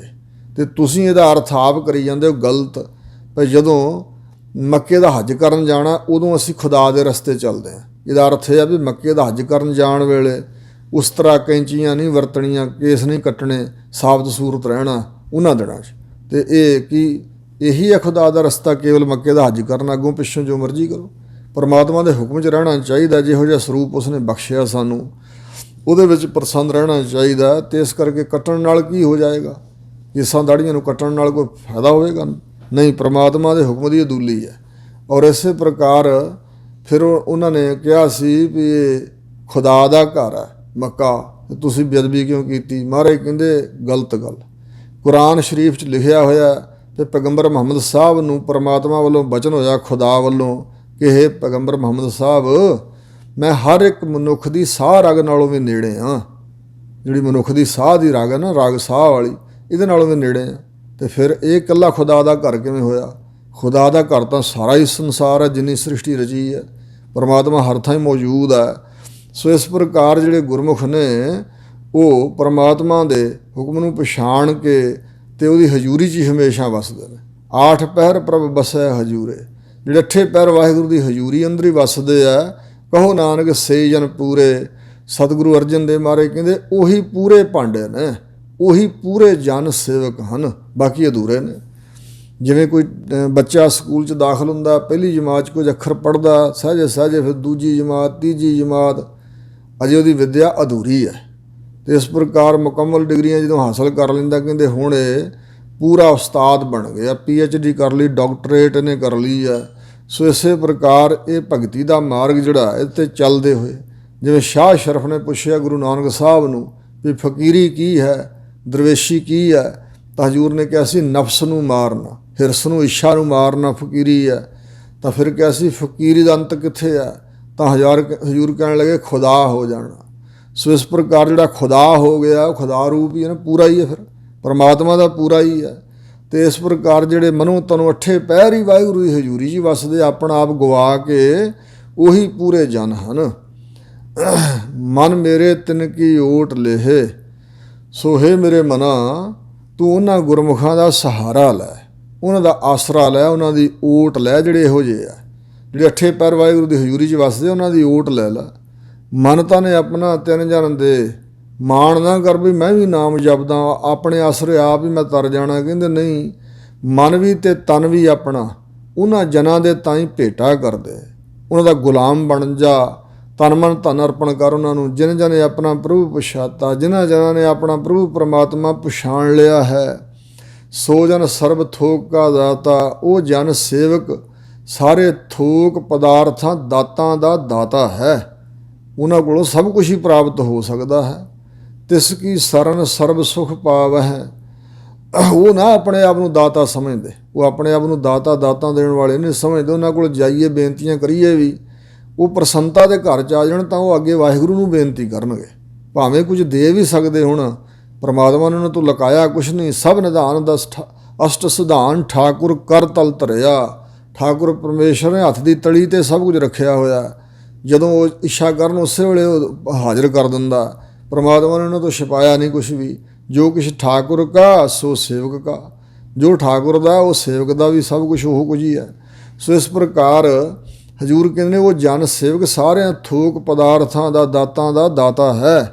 ਤਿਸ ਕੀ ਸ਼ਰਨ ਸਰਬ ਸੁਖ ਪਾਵ ਹੈ। ਹੇ ਮਨਾ, ਜੇ ਤਿਸ ਗੁਰਮੁਖ ਦੀ ਸ਼ਰਨ ਲੈ ਲਵੇਂ ਤਾਂ ਸਾਰੇ ਸੁਖ ਪ੍ਰਾਪਤ ਹੋ ਜਾਣਗੇ। ਤਿਸ ਕਾ ਦਰਸ ਸਭ ਪਾਪ ਮਿਟਾਵ ਹੈ। ਜੇ ਤੂੰ ਚਾਹੁੰਦਾ ਮੇਰੇ ਪਾਪ ਮਿਟ ਜਾਣ ਤਾਂ ਉਹਨਾਂ ਗੁਰਮੁਖਾਂ ਦਾ ਭਾਵਨਾ ਸਹਿਤ ਹੋ ਕੇ ਦਰਸ਼ਨ ਕਰਿਆ ਕਰ। ਉਸ ਗੁਰਮੁਖ ਦੇ ਦਰਸ਼ਨਾਂ ਦੁਆਰਾ ਸਾਰੇ ਪਾਪ ਹੀ ਮਿਟ ਜਾਂਦੇ। ਜਿਵੇਂ ਮਾਰਵਾੜੀਆ ਰਾਜਾ ਸੀ, ਉਹਨੇ ਕਿਤਾਬ 'ਚੋਂ ਪੜ੍ਹ ਲਿਆ ਕਿਧਰੇ ਕਿ ਰੱਬ ਦਾ ਸੰਤ ਪੁੱਗਾ ਹੋਇਆ ਹੋਵੇ ਤਾਂ ਉਹਦੇ ਦਰਸ਼ਨ ਕਰਨ ਦੇ ਨਾਲ ਹੀ ਫੁਰਨੇ ਮਿਟ ਜਾਂਦੇ ਆ, ਪਰਮੇਸ਼ਰ ਚੇਤੇ ਆਉਂਦਾ। ਤਾਂ ਫਿਰ ਉਹ ਡੌਂਡੀ ਪਟਵਾਈ ਸੀ ਪੰਜਾਬ 'ਚ, ਅਤੇ ਆਪ ਤਾਂ ਸੰਤ ਨਹੀਂ ਬੋਲਦੇ। ਜਿਵੇਂ ਕਲਰਾਠੀ ਧਰਤੀ 'ਤੇ ਕਮਲ ਫੁੱਲ ਉੱਗਦਾ, ਭੌਰਿਆਂ ਨੂੰ ਦਾਵਤਾ ਨਹੀਂ ਕਦੇ ਦਿੰਦਾ ਮੇਰੇ ਕੋਲ ਖੁਸ਼ਬੂ ਆਓ, ਆਪੇ ਭੌਰੇ ਲੱਭ ਕੇ ਆ ਜਾਂਦੇ ਆ।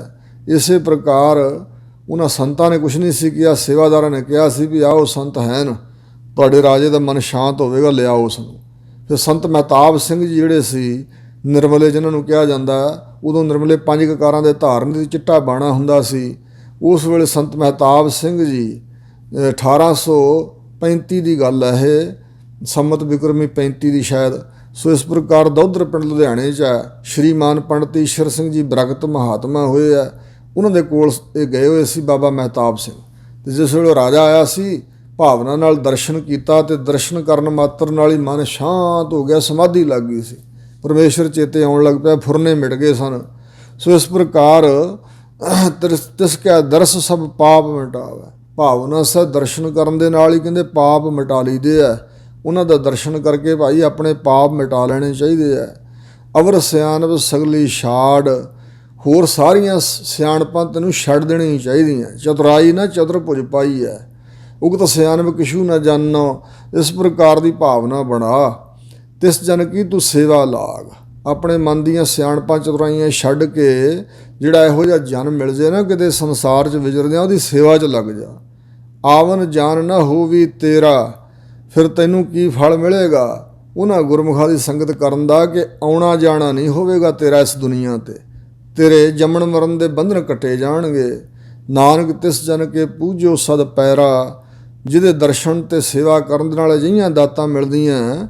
ਸਤਿਗੁਰੂ ਅਰਜਨ ਦੇਵ ਮਹਾਰਾਜ ਕਹਿੰਦੇ ਭਾਈ ਐਸੇ ਜਨ ਸੇਵਕ ਦੇ ਤਾਂ ਸਦਾ ਹੀ ਪੈਰਾਂ ਦੀ ਪੂਜਾ ਕਰੋ, ਉਹਨਾਂ ਦੇ ਚਰਨਾਂ ਨੂੰ ਪੂਜੋ, ਸਤਿਕਾਰ ਕਰੋ, ਸੇਵਾ ਕਰੋ।